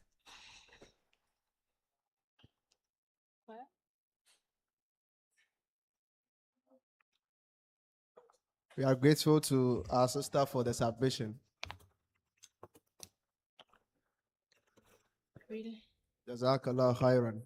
All right, I'll request members to make their input to what we have heard her submit to us. Any questions or comments on it?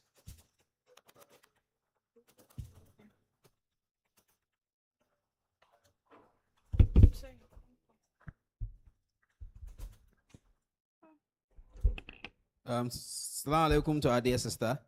Walaikum I just salam. want to ask, just to flow naturally for us and tell us, exactly what you are producing, and why you think it's very relevant from the market. Just speak out without referencing your material. Speak from the heart. I want to know, why should I patronize what you are selling? What Okay. are you selling and why should I patronize it? Please, I'm selling Vitayam pasta and Vitayam porridge mix. And the pasta is about using yam, our local raw yam, to produce pasta. And the porridge mix is using our local raw yam to produce already ready to eat porridge in addition of milk. No imported additives.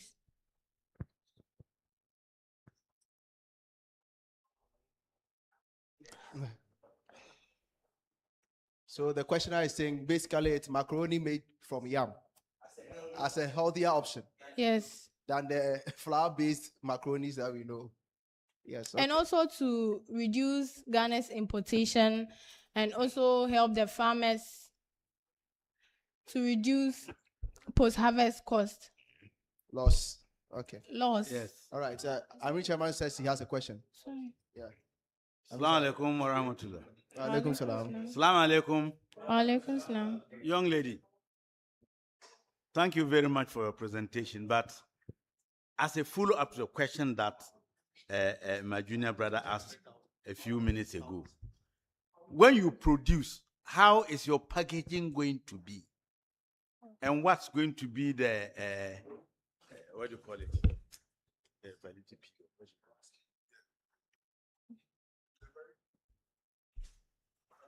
How long can the product keep? Because I see you started by saying it's going to be a solution to the post-harvest losses, which are normally between 30 to 50%. That means when you capture that quantum of product and you now process it, it has to be something, perhaps just like a drink or something of the sort. That should be in the market for, and what will be the expiry period of it? That is what I just want to know. How you are packaging, what will be the expiry period? Salim, project. Is she responding? So apart from what will be shown on the screen, if there's anything you want to say, you can say it. Please, a question again. Because he first asked what the package will look like, which is going to be shown on the screen. And he's also interested in knowing the expiry date, how long the products can last. Yes. You can add who your target market is. Exactly. The target market. For the So that's for the the package. porridge, That's what the porridge. for the porridge, my target market is 6 months and above. You're talking of babies who are 6 months and above. Yes. Okay. And for the pasta to maybe 1 year and above. Okay.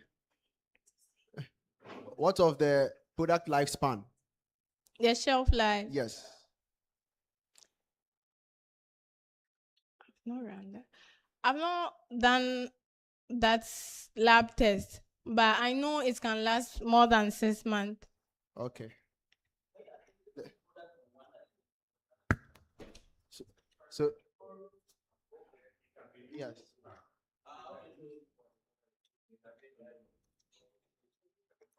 Someone is also interested in knowing if you have a sample. A sample. No, I didn't bring it. Okay. All right. So is it something you are currently engaged in? No, but I tested it twice. Okay. Assalamu Alaikum. I believe that we all agree that our sister's idea is very unique, but it is still raw. And so what she would need from us will be a lot of guidance. And anybody who has the interest in supporting her can give her that coaching. Nonetheless, it's unique in its sense with what we have seen on the screen. Yes. Yeah, so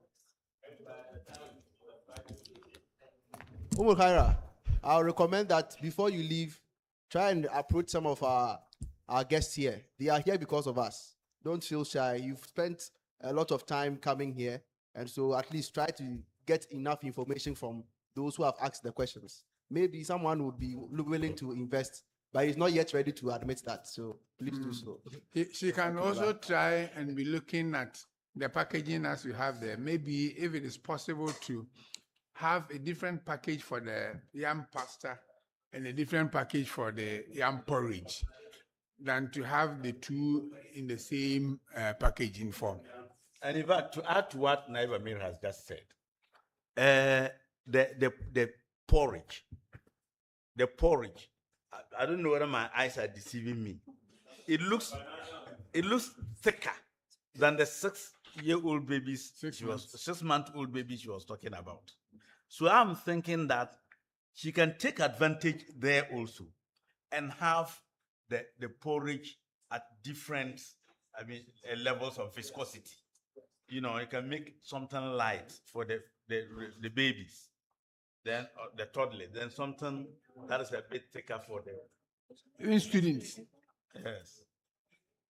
Umulkhara, do you have any remarks to what you've heard? Okay, so when I was testing it, after making the pasta, the leftover that was left, that was what I used to try The porridge. porridge, and it worked. Okay. All right. After sieving the flour I want to use for the pasta, I roasted it, the waste again, and I reblended it, and I added milk powder. But young lady, you two should have brought a little for us. The sample. The sample was sample. Yeah. They are grown men who like porridge. So yes.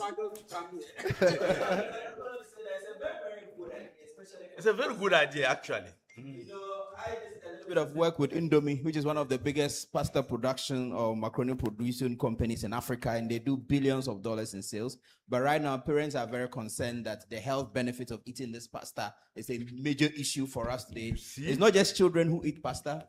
A lot of people, adults, eat Indomie. In Ghana, when you go everywhere, Indomie. So if there's a healthier alternative to this macaroni or pasta that we eat, that could be something very competitive in the market. So I just wanted to encourage you. I know you are still trying it. You keep trying it. You may get a good market share. Yes. But as Amir said, you should have come with a sample at least. Yes. Always come with a sample, whatever be the case, Some even of us if are it is willing not to packaged. invest in it. Yes. Some of Yeah, us are there's a willing- saying in tree that otiti abetia nana chan. Hey.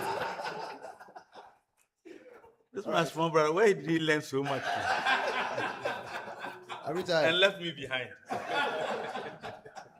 Okay. Respectfully, at this juncture, I will humbly cede to you for you to give your closing remarks and closing prayer. Jazakumullah Sanal Jaza. Oh, I should even sit down. I'm on from the chairman. Before that, let me just speak one little back. Assalamu Alaikum Rahmatullahi wa Barakatuh. The thing that's impressed me about this program is the relative youth of the persons who have participated here. When you have young people who have a vision and a dream that they push so well, then you see that there is a future for this Jamaat. That is what has impressed me. Very relatively young persons, both the ladies and the gentlemen. And if they begin as young as this, and they can get a better production going forward, then we have a greater future. I want to congratulate all of them, and I want to congratulate particularly the organizers. May Allah bless all of you. أشهد أن لا إله إلا الله وحده لا شريك له وأشهد أن محمدا عبده ورسوله أما بعد فأعوذ بالله من الشيطان الرجيم بسم الله الرحمن الرحيم الحمد لله رب العالمين الحمد لله رب العالمين الحمد لله رب العالمين.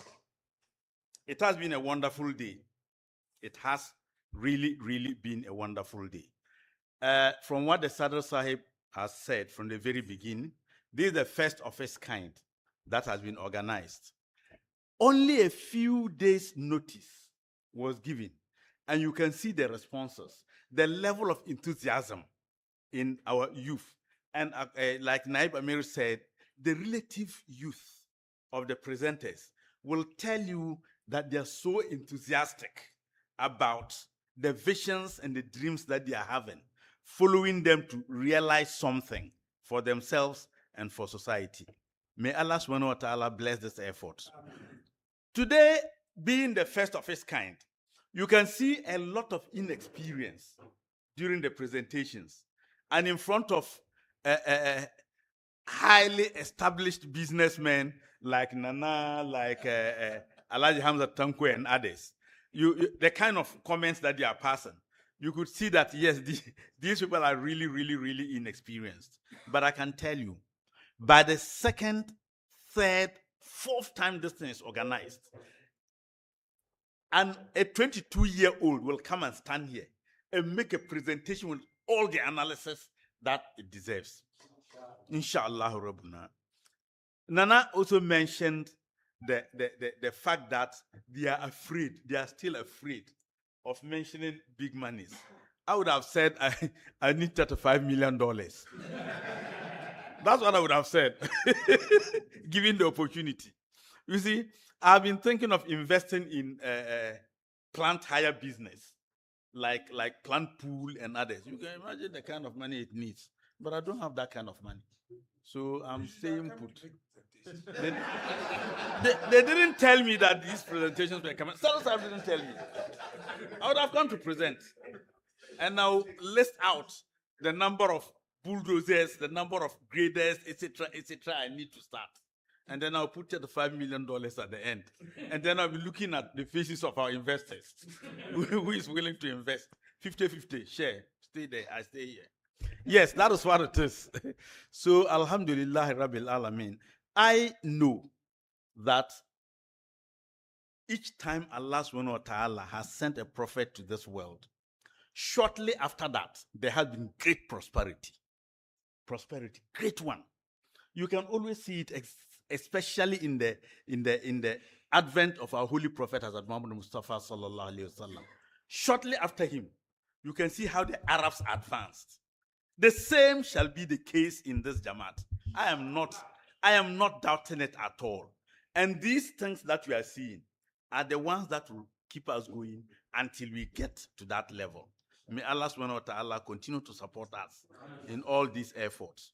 So, Sadu Sahib, you and your young people, please continue to organize these programs. And you will see what I mentioned.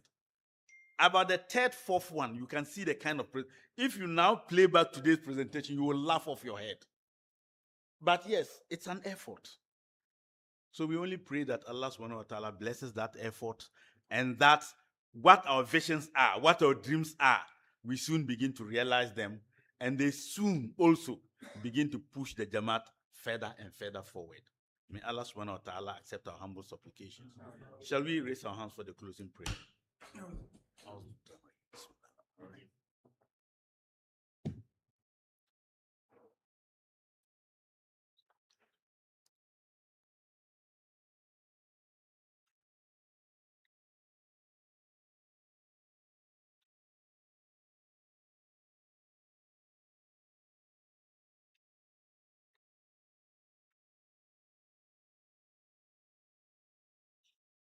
ربنا تقبل منا إنك أنت السميع العليم وتب علينا يا مولانا إنك أنت التواب الرحيم آمين. جزاكم الله.